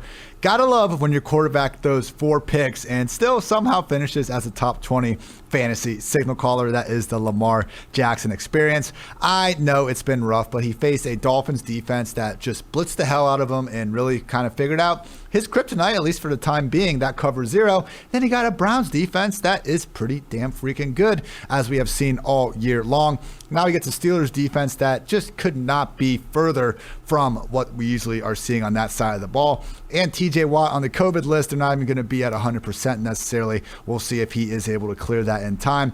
Either way, just relax if you're panicking on Lamar. Even in that Miami game, he finished as the QB 10 because he remains a cheat code with this rushing usage. I mentioned this before with Jalen Hurts, but I took all the quarterbacks this year, like their projected pace for however many games they played, moving on the rest of the year, what is their rush attempt pace? So by the end of this season, if we end the season now and just, simulated the rest of it, this could be the potential leaderboard for single-season quarterback rush attempts in NFL history. Number 1, 2021 Lamar Jackson. Number 2, 2019 Jackson. Number 3, 2021 Jalen Hurts. Number 4 and 5, 2020 and 2018 Lamar Jackson. Again, I don't want to say he's even necessarily better than Vic. It's such a different game. He's having a whole offense designed around his rushing ability. But just in terms of the volume that we've seen Lamar run, there has truly not been another quarterback in NFL history quite like him. Gotta love the experience. Devontae Freeman, as we've continued to see, we've started to finally trust him as a borderline RB2 last week, and he didn't come through, but that was his worst game in the past 6, and he was still the RB37. So in his last 6 games, RB23, RB21, RB11, RB30, RB9, most recently RB37. We saw Latavius creep up a little bit closer with the snaps, but it was still the Freeman show in terms of total touches. We have seen Pittsburgh get absolutely flamed by DeAndre Swift, Austin Eckler, and Joe Mixon in 3 straight weeks. I would not be surprised if we see Lamar and Freeman start to roll on this Steelers front 7. And then with the pass catchers, man, like Hollywood, we haven't been getting the blow-ups that we were seeing earlier in the year, but last 4 games, 14 targets, 12 targets, 13 targets, 10 targets. Rashad Bateman's awesome. He is not the number 1 receiver in this offense. That is Hollywood Brown. Bateman hasn't had more than 8 targets in a game all year long, so I get it. We had Hollywood, up in the top 12 for a couple weeks there. Probably can't be getting that aggressive, particularly as his passing game continues to flounder a little bit. With that said, Hollywood still at worst the highest of end wide receiver 3s, and I think you should probably try to squeeze him into that low end wide receiver 2 range in this winnable spot. Bateman settling in more so low end wide receiver 3, high end wide receiver 4, and with Darren Waller hurt, Mark Andrews is your tight end 2. Don't think we need to explain that one too much. Dwayne, we got our Steelers, and at least Big Ben this year, he hasn't given us much to love, but he knows how to feed the ball to Najee Harris and Deontay Johnson, and for that, we thank him. Yeah, absolutely. And just looking at Deontay on the season, he's just a target monster. 25% targets per route run, 24%, 33% over the last 3 weeks. He's at 28% on the season, targets per route run, 26% target share overall. And they're simpatico. I don't know how else to put it, Ian, but they're in lockstep. And when you look at, really the Steelers and you look at the way that they handle single man coverage, what they're going to see a ton of this weekend, because the Ravens run it 40% of the time. That's third only behind the Dolphins and the Broncos. And so we're going to see plenty of that. And if you look at whenever Ben sees that type of look on the season, it's really been his nature to go to Deontay Johnson because he just knows that he can trust him in that way. And so if we look at it, hang on one second. I've got to pull back up the right thing here. There we go. Yeah, so on the year when we look at Deontay Johnson, whenever he gets single man coverage, 35% target share, Ian. So we like those 26s and 28s, but I think we have even more coming this weekend for Johnson. I've got him inside my top 10 wide receivers. He's done a good job. Wait, real quick. I just saw his stat with Deontay. He has not finished outside the top 24 since week 1. So I know we haven't gotten the 200-yard, 3-touchdown game, but my goodness, what a floor. And I think not getting the boom is more the nature of the way you kicked off this conversation, which is it's Ben, right? Yeah. If he had that true elite quarterback, we would be seeing even bigger games out of Deontay Johnson. But the good news to your point is that he is his safety blanket. So, and Claypool gets his looks too. When he sees single man, Ben, that's the thing. He'll go to you if you get single man. Some of these other quarterbacks that are washed, that get kind of afraid, and it doesn't always turn out well for Ben, but he will try. So when he sees Claypool get single man coverage, 28% of the time he targets him, even though he gets open at a lower rate than Deontay Johnson. In those situations. Same thing for Pat Freiermuth, 24% target share whenever Ben sees him get singled up. So Ben's basically looking and trying to find who has the single coverage, who has the matchup. He's going to have his choice this weekend against the Ravens because the Ravens are going to come out and challenge the Steelers, offense in that way. And so I think it's a good spot. And it could even be a boom bust option for Claypool. I've got him at wide receiver 29 this week. So he could come down with one of these big plays. We know Claypool has been a bit more, up and down than what we've seen with Deontay Johnson, but we know the underlying talent is there. We know he can win in these one-on-one matchups, so he's in a good spot. Freiermuth, assuming that Eric Ebron is out, actually has the best matchup across, of all the weapons. The tight end strength of schedule is a 7.7 versus wide receivers is a 2.9. So you've actually got a really strong matchup versus a really poor matchup for the receivers overall, and 16.9 points per game allowed by the Baltimore Ravens to opposing tight ends, probably because their cornerbacks are so damn good. A lot of quarterbacks don't want to throw outside against the Ravens. So Freiermuth, as long as we have Eric Ebron out and we know that he can be around that 70% route range, hell, they need to get him up more like the 80%. Freiermuth could be in for a really big week. He could see, we could see some funnel target action going on to him. So I will have him inside of my top 10. Ben will be at 25. That's the thing that holds everything down. Najee Harris, I have at number 5 on the, for the week. It's just a volume thing. Harris, I know that he's finished outside, of the top 12 for 3 consecutive weeks. Well, one of those finishes was actually 12th, but the volume is still there, folks. Only 20.9 points given up per game by the Ravens.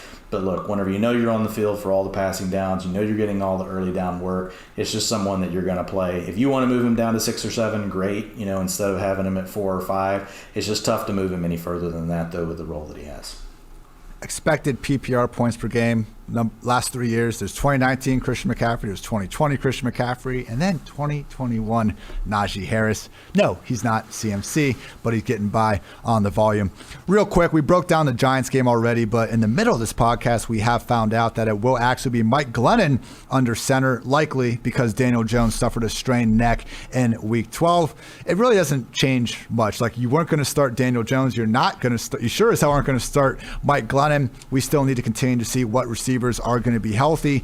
I would note that hopefully if we see Kadarius Toney out there, it was Mike Glennon who was under center in that Cowboys game for most of it, at least, when Toney went 10 catches, 189 yards, and kind of burst on the scene in the first place. The problem was in that game, we also didn't have Sterling Shepard active. So a lot of uncertainty going on in New York. Once again, same story. Try to avoid that passing game if at all possible.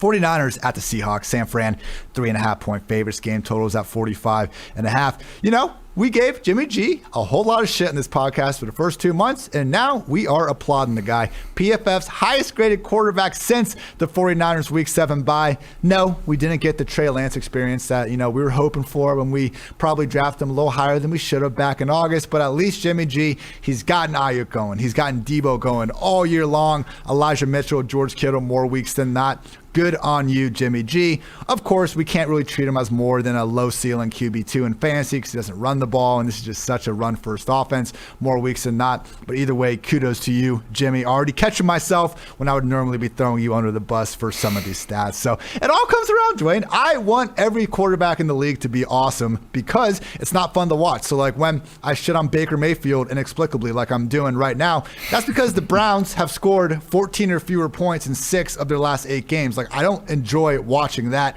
So just be better, and I'll, say nice things about you. That's how this works here. With the 49ers, though, Deebo Samuel is expecting to miss a week or two with a groin injury. Look, Juwan Jennings should be the next guy up. Shanahan, I believe, even confirmed that he'll be starting in place of Deebo. He's not Deebo Samuel. If anything, just expect Brandon Ayuk, George Kittle to have these larger passing roles. And against the Seahawks defense that we just saw with Antonio Gibson was able to do to them, good luck stopping Elijah Mitchell. And I'm not even sure if Shanahan's going to try to do anything else than feed Elijah Mitchell. That sure has been the case more weeks than not. With Jimmy G under center, Mitchell has ripped off touch totals of 19, 19, 18, 18, 13. Last 2 weeks, 27 and 32. Last 2 games. I know he missed a week in between there. Either way, remaining schedule, Seahawks, Bengals, Falcons, Titans, and the Texans.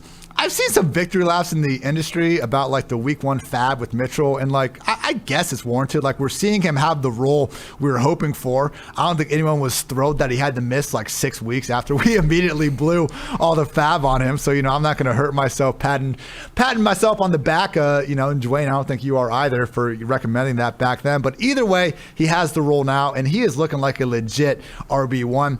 Dwayne, I believe you were saying, and just with your specific utilization, which everyone can find in your utilization report on pff.com. We had the 5 targets last week, and it was actually a little bit step above what we had been seeing before. It's still with JaMychal Hasty out, but Mitchell, now his pass game usage is actually also moving in the right direction, correct? Yeah, and I think the thing that we've seen now with him is they're willing to get him out into the pattern more on early downs, especially if they get behind. So before, there was the concern that if all of a sudden the 49ers are behind, you get a bad game script and you could really have Elijah Mitchell written out. But he actually already overcame that narrative like 3 weeks ago whenever they fell behind early, and they just decided, look, he wasn't the third or fourth down back, but they were throwing the ball to him a lot on first and second down. So that role still does belong elsewhere. It's not his, but the 49ers find ways to insulate his touches, which is good news.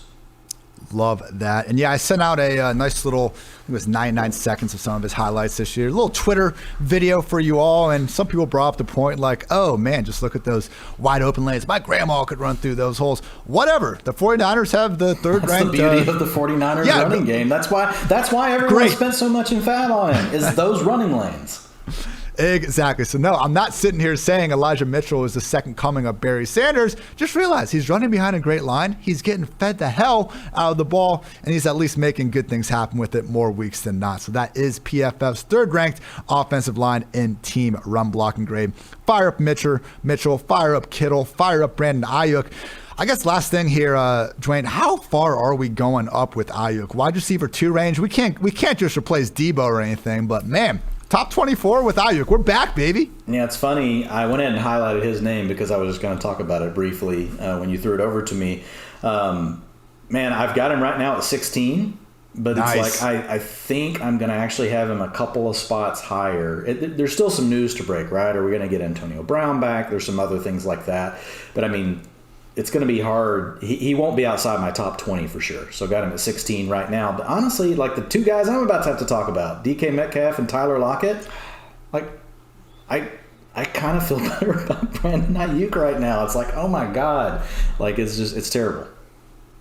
Well, tell everyone how terrible it is, Dwain. I'm sure you all watched the Monday night game, but DK Metcalf, 1 reception. Like, one of my issues in this, they weren't even giving him that token. Your alpha wide receiver 1 has been shut out for 40 minutes, so we just want to get him the ball. So we're going to throw him a poorly designed screen that gets blown up, or, he gets his first catch of the game and he fumbles it trying to, break an extra tackle out of frustration, stuff like that. They couldn't even do that for the guy. How is it so hard to get DK Metcalf the ball, Dwain? Maybe this is why we're talking about fantasy football and not coaching the real thing on the sidelines. But man, like, it's just so frustrating sometimes seeing this. Yeah, I agree. And if you look at him over the last 3 weeks, wide receiver 52, wide receiver 56, wide receiver 92. No, those are not my premiums that I have to pay on the family plan for like the dental and all that stuff at PFF. Those were DK Metcalf's finishes. They are terrible. Tyler Lockett's haven't really been, that much better. He's gone through a similar streak, where he was 62, 69, 38, 69. Goodness, Tyler, like locking down the 69 there. 75, 67. And he's got a 5, 23, and a 28. It's just like, it's a true hit or miss, true boom bust with these two players.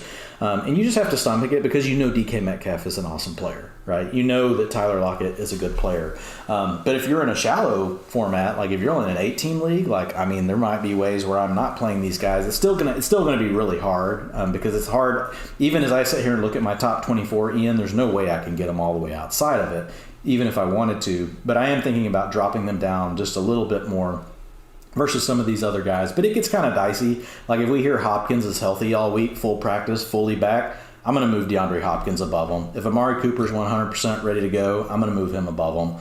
I may move Jalen Waddle above at least Lockett. I don't know. Maybe I should just move him above both of them. But it's not a utilization thing as far as being out there. They're out there plenty, right? It's just that the biggest issue with the Seahawks offense, Ian, they do not run enough plays. They are they're last place in the NFL in plays per game. They're in the bottom. They're in last place in dropbacks per game. So it's just, and even the announcers last night, if you were watching the game, like you heard them, they're all like perplexed. They're like, it's almost like, how can a team run this few plays? Like, how can a team even do? It's kind of hard to do what the Seahawks are doing, especially given the talent that they have. So, the way I look at them now, they're boom bust wide receiver 2s. And so you just kind of got to live with it. You're either going to get the hit or you're not. Looking at Russell Wilson, I've got him at quarterback 14 on the week, Ian. 20.7 points given up per game by San Francisco, but their defense is playing better as of late. If you look at them on the quarterback strength of schedule, it is a 4.2 out of 10, so it's on the negative side of the scale, and a -7 in offensive line pass blocking advantage. And Russell Wilson looked a little better as that game went on last night, he had some big misses early, that were just like wide open people in the flats and things like that. But it's obvious, like, he's just not 100%, and maybe he will be this week, but he at least managed to get two touchdown passes. And the guy that's really been coming on for him has been none other than Gerald Everett. But he gets a terrible matchup this week against the 49ers. They're giving up 8.4 points per game to opposing tight ends. So that's one of the lowest marks in the league. So Everett will not be, making his way into the top 12 this week. He's going to be around tight end 15 or 16. Yeah, wild stat from John Paulson at 4for4_John. He did 10 questions with him here a couple of weeks ago. Gerald Everett with 21 targets actually has more targets than Metcalf at 20 and Lockett at 18 since Russell Wilson's return in Week 10. Doesn't seem ideal, but what do we know, Dwayne? Well, Sunday Night Football. Having a third weapon would help them. They just, I think that's what they've needed. Fine. It's like you need someone else to help take the coverage away from the other guys. I'm just not sure that's the only thing wrong with them, right? With the way this is going. Everett's playing great. I'm not saying he was going into last week. He was number one tight end in missed tackles forced per reception. Like, he is awesome. I want to get him involved, but more involved in Metcalf and Lockett. That's where I put my foot in the ground.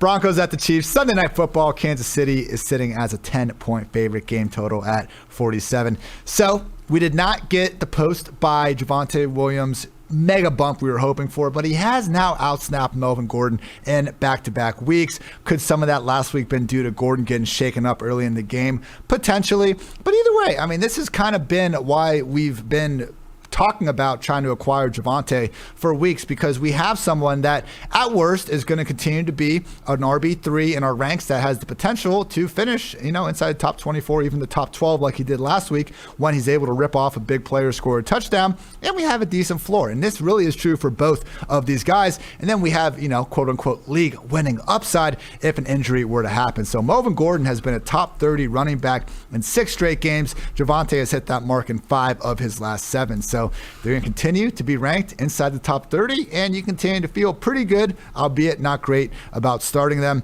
It really is just one of these things. I don't want to be a broken record here, but when we say free Javonte, it's just because all these underlying metrics are straight up borderline erotic. His closest comps in missed tackles forced per carry and yards after contact per carry are Kareem Hunt, Nick Chubb, Tony Pollard, Jonathan Taylor, James Robinson, and of course, Dearness Johnson. So just an incredible group of guys to be with all the way around. And yes, feel good about this backfield, because Lord knows we can't feel good about this passing game. Targets in 5 games with Jerry Jeudy back. We got Jeudy at 30. After that, Tim Patrick 21, Noah Fant 21, Albert O 16, and 5th place on his own damn team is Courtland Sutton, which is 15 targets in 5 games with Jerry Jeudy. I didn't think it'd be this bad, Dwayne. I don't even want to start Sutton. Is a bounce back game coming? I don't even know at this point. Teddy doesn't even seem to be looking his way. And it's not like that even when he was getting the targets that good things weren't always necessarily happening. He was one of the leaders in terms of, our sheesh yards, which was basically air yards that weren't caught, and we were able to deem them to be the quarterback's fault. It was already rough enough for Sutton when he was getting targeted. Now he's not even getting that. So can't wait to play, Sutton, Tim Patrick, hopefully a healthy KJ Hamler. Can't wait for them in 2022 when hopefully Aaron Rodgers or Russell Wilson is under center in place of Teddy. For now, Jerry Jeudy is the only receiver we can feel good about. But even then, last week they didn't have a single player with 5 targets because Teddy is spreading it out so much. So Jeudy, I think, is one of those guys where, you should have him in your top 36, but is he someone you need to be squeezing into every single starting lineup? Absolutely not. Particularly against the Chiefs defense that, let's face it, they've been playing pretty damn good. They've allowed 17 or fewer points in 5 of their last 6 games. So Noah Fant, I would love to feel better about him as well, but we got Albert O not inexplicably being involved. He took that one 5-yard curl, 60 yards a couple weeks ago. He can make plays as a receiver. Just in fantasy, we would like to see, not see, I should say, 2 tight ends so heavily involved. Fant, again, is someone that does not need to be in starting lineups, even if his talent suggests that he should be that guy. So really, if you don't start a single Bronco in your fantasy lineup, you shouldn't be feeling too bad. If it's a running back, try to probably get them in there if you can.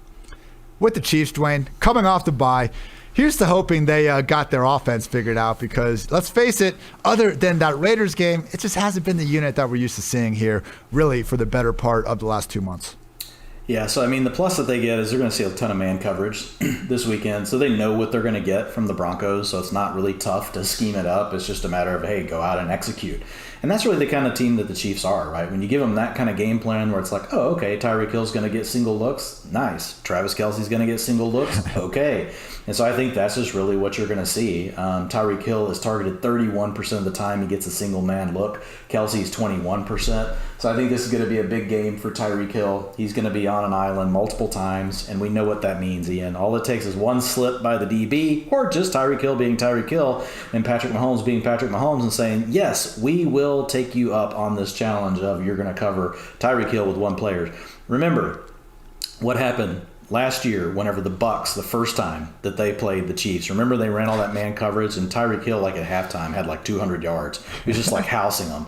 And then they went to all this zone coverage. So it's really a matter of what the Broncos do well is play man, and what's been stopping the Chiefs is really more cover 4, cover 6. It's not been man coverage. It's not been single high safety. It's not been zero blitz looks. So it'll be interesting to see, like, how are the Broncos going to evolve, because they don't do those things. They really are they're the mirror really of the Chiefs. They believe in just go execute our scheme on defense. So it's going to be a battle of the wills, I think. But man, Tyreek Hill, I look for him to have a big game, Ian. I think he's going to get loose. You'll probably see the Broncos eventually switch after this happens. Real quick, before I jump to Clyde Edwards-Helaire on the running back side, Jerry Jeudy if you look at the Chiefs, they're the same way. Like, they're like 7th in the league in man coverage. The Broncos run the second most, so it's going to be like a ton of man coverage in this game. And Jerry Jeudy by far is getting open more than any of the other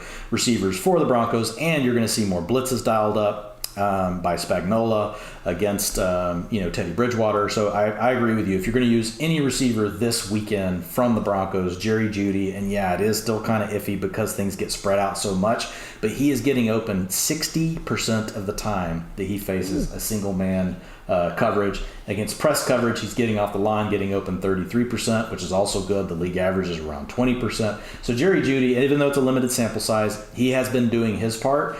He just needs his quarterback to throw it to him, because even when Teddy Bridgewater sees single man against him, he's still only throwing him the ball 21% of the time. So it's still a matter of Teddy still has to actually throw him the ball, Ian. So, and you and I, we can't control that. All we can do, we can't read minds, but we can just read data. So I thought I'd throw that out there. Tyreek Hill, I do have as my number 2 receiver on the week. Travis Kelce, obviously the number 1 tight end. I have Patrick Mahomes at number 4 quarterback on the week. What are we doing with Clyde Edwards-Helaire? Sorry. I just totally walked away from him. You're good. Go ahead. No, thank you. So with Edwards-Helaire right now, I've got him at running back 20.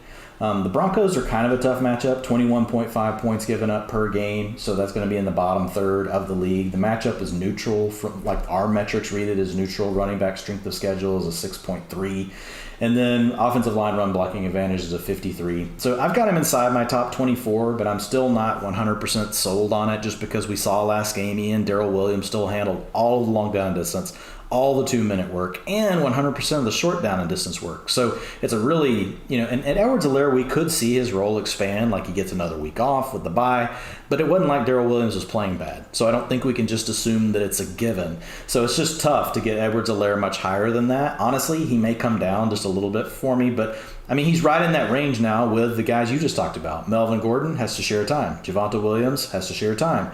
Miles Sanders, if he's healthy, he's going to be sharing time. Devonta Freeman sharing time. So he's right there in that tier. I have him slightly above those guys just because we know that the Chiefs offense can pop off. And if that happens, he carries, I think, the upside that he could score a couple of touchdowns.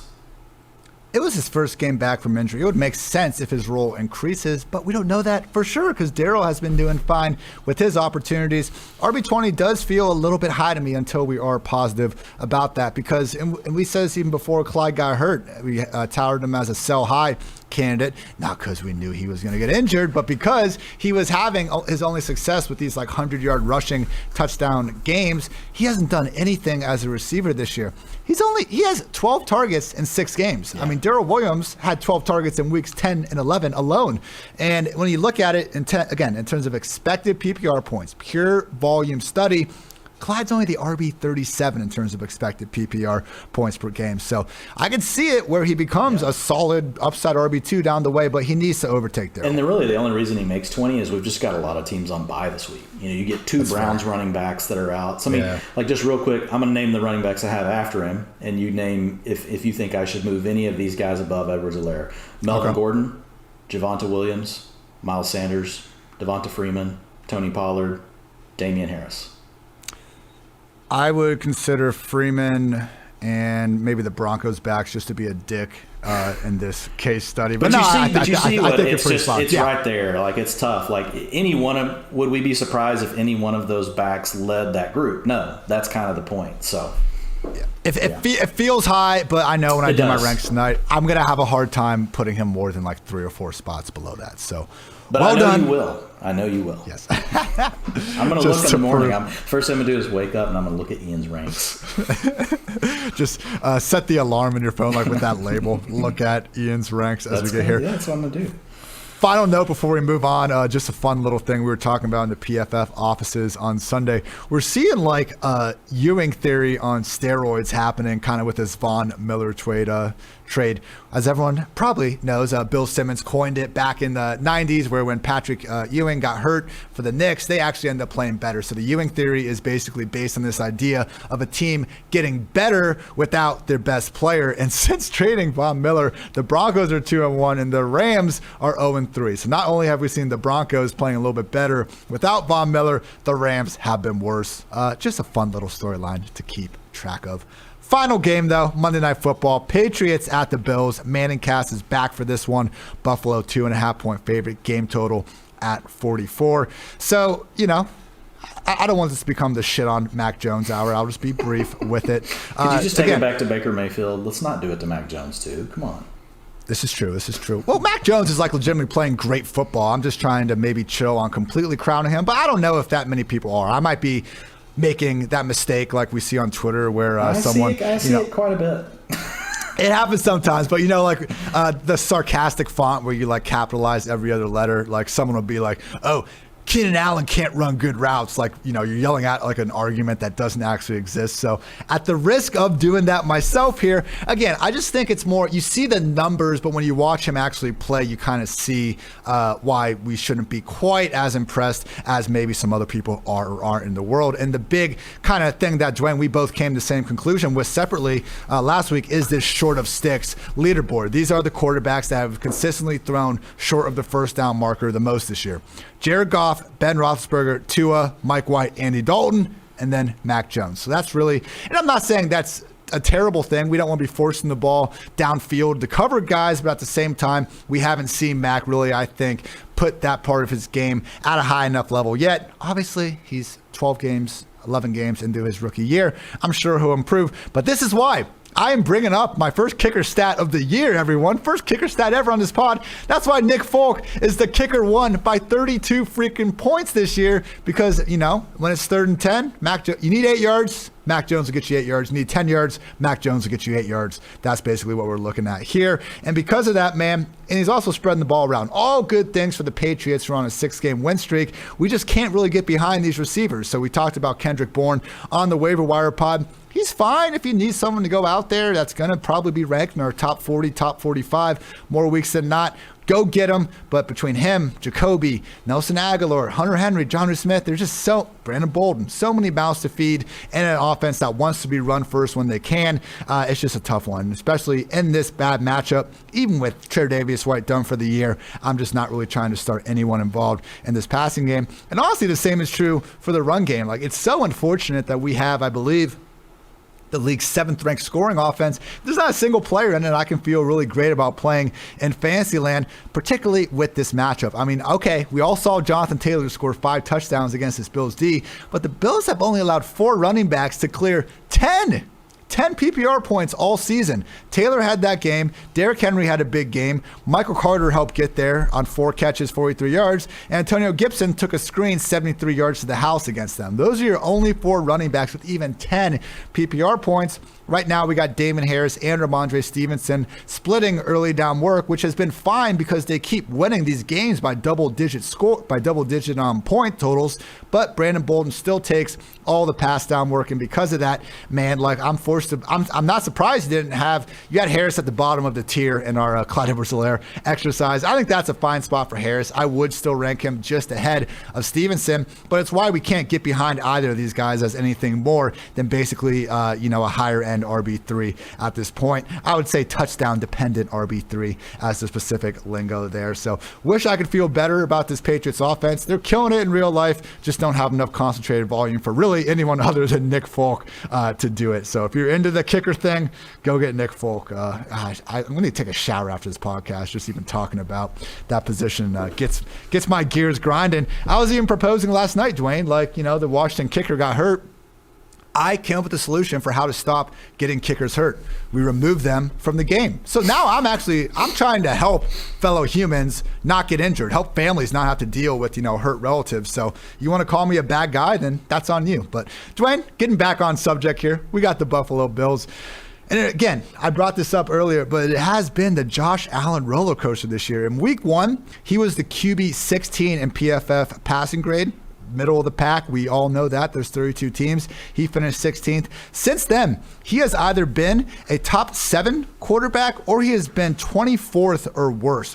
Top 10 quarterback or 24 or worse. Which one do you think we get Monday night? Well, I have him ranked 5th, but that's the lowest I've had him all year. So I mean, he could bomb. I mean, when you look at the Patriots, they give up 16 points per game to opposing running backs. That's only the only one worse is 13.8, which is what Mac Jones is going up against with the Bills, but now you don't have Tre'Davious White. So, it could go the wrong way. But, look, if you have Josh Allen, you're playing him. Like, I gave my vote of this could be a dangerous game just by moving him to 5 because he's usually in my top 3. I've got Tom Brady, Lamar Jackson, Kyler Murray, Patrick Mahomes all ahead of him. I've got Dak Prescott 1 spot behind him. So that's my lowest rank for Josh Allen coming into a week this season. So that's really kind of how I had to let folks know like where I'm at on it. But it could be a bust game, but if you have him, you're playing him. As far as the receivers go, like you're going to see a ton of man coverage. That's kind of nice. I've been studying all this man coverage stuff, and you give me all the man coverage. See, you were just really trying to do me a big favor.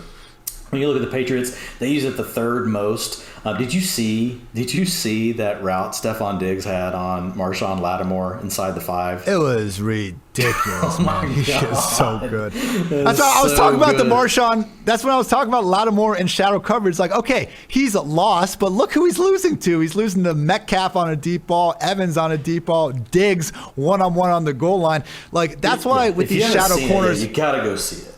But that's my point. I don't want to hear people shitting on Lattimore for getting beat there because 99% of the cornerbacks in the league don't get enough confidence from their defensive coordinator to put them one-on-one against Diggs in the first place. Obviously, he lost that battle, though. Yeah, there was a lot of nuance to that route, but it was really awesome the way Diggs set it up. But Diggs, look, when he's in single-man coverage, 31% of the time, you know who is going to find him and throw him the ball. So, and that's 10 percentage points above the next closest Bill. That's actually, 30. I was thinking of Tyreek Hill. Tyreek's at 31%. Stephon Diggs is at 33% of the time that he faces that type of coverage. Josh Allen is just going to lock onto him. So Dawson Knox in those situations targeted 14%. Cole Beasley in those situations, only 17%. Emmanuel Sanders in those situations, only 11%. So you're going to see plenty of those looks this weekend for Diggs. I expect, Josh to try to get it to him. We know that the Patriots are going to try to do their thing. They'll probably try to throw some doubles on, to Diggs. But look, folks, for the most part, double coverages, things like that, they're overrated. They do not happen that much in the league. If you look at true bracket coverage, which is what you think of when you hear an announcer talk about double, meaning they're truly allocating 2 players, the best receivers in the league see that 2 to 3%.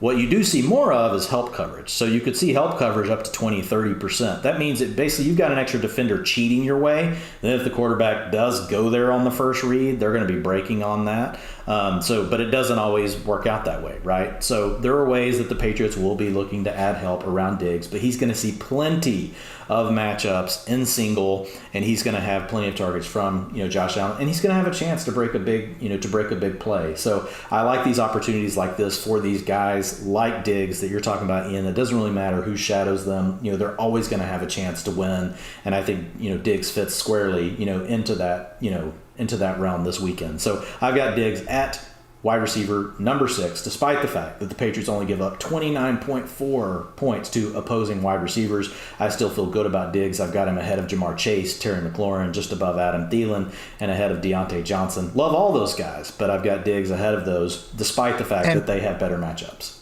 And for the love of God, people, if I hear one person recommend fading Diggs because the Patriots take away your best weapon, go look at the last time they played and how the Patriots, took away Diggs to the tune of 9 catches, 145 yards, and 3 touchdowns. And I think that's where it's important to understand how the Patriots play defense. These man coverage defenses are. Diggs is a major problem for them, and he's been a problem for all of them, not just one of them. So I think that's the other thing, the nuance that you have to dig into. It's a lot easier for defenses. I don't want to say it's easier, but whenever you're running these cover 6, cover 4, all these things like the Chargers are, providing help coverage and doing things like that, it's a little easier to do just by the nature of the way you're running your defense. For Bill Belichick to want to do that in the scheme that he has, it's easier for him to do that against tight ends and other different players. But he has to really go away from what he's normally doing if he wants to give all of this attention to Stephon Diggs. It could take away from the way he wants his run fits to work, all this other stuff that, we won't get way deep into that. But I like Stephon Diggs this weekend. I like Stephon Diggs every weekend, as we should. Yeah. As far as you kind of heard my stats on the man coverage, so it's a little more problematic for these other guys going into the weekend. But I've got Cole Beasley at 38.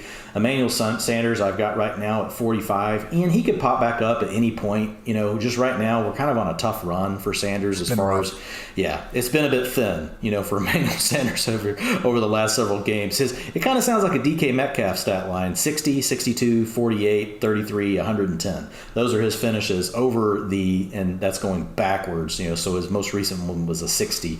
So he has not come through for us in some time, but we know it's in an offense that loves to throw the ball plenty. He could burst back on the scene at any point. But for right now, I just want to kind of steer clear of it. Diggs is the main receiver I want to use. Cole Beasley would be second.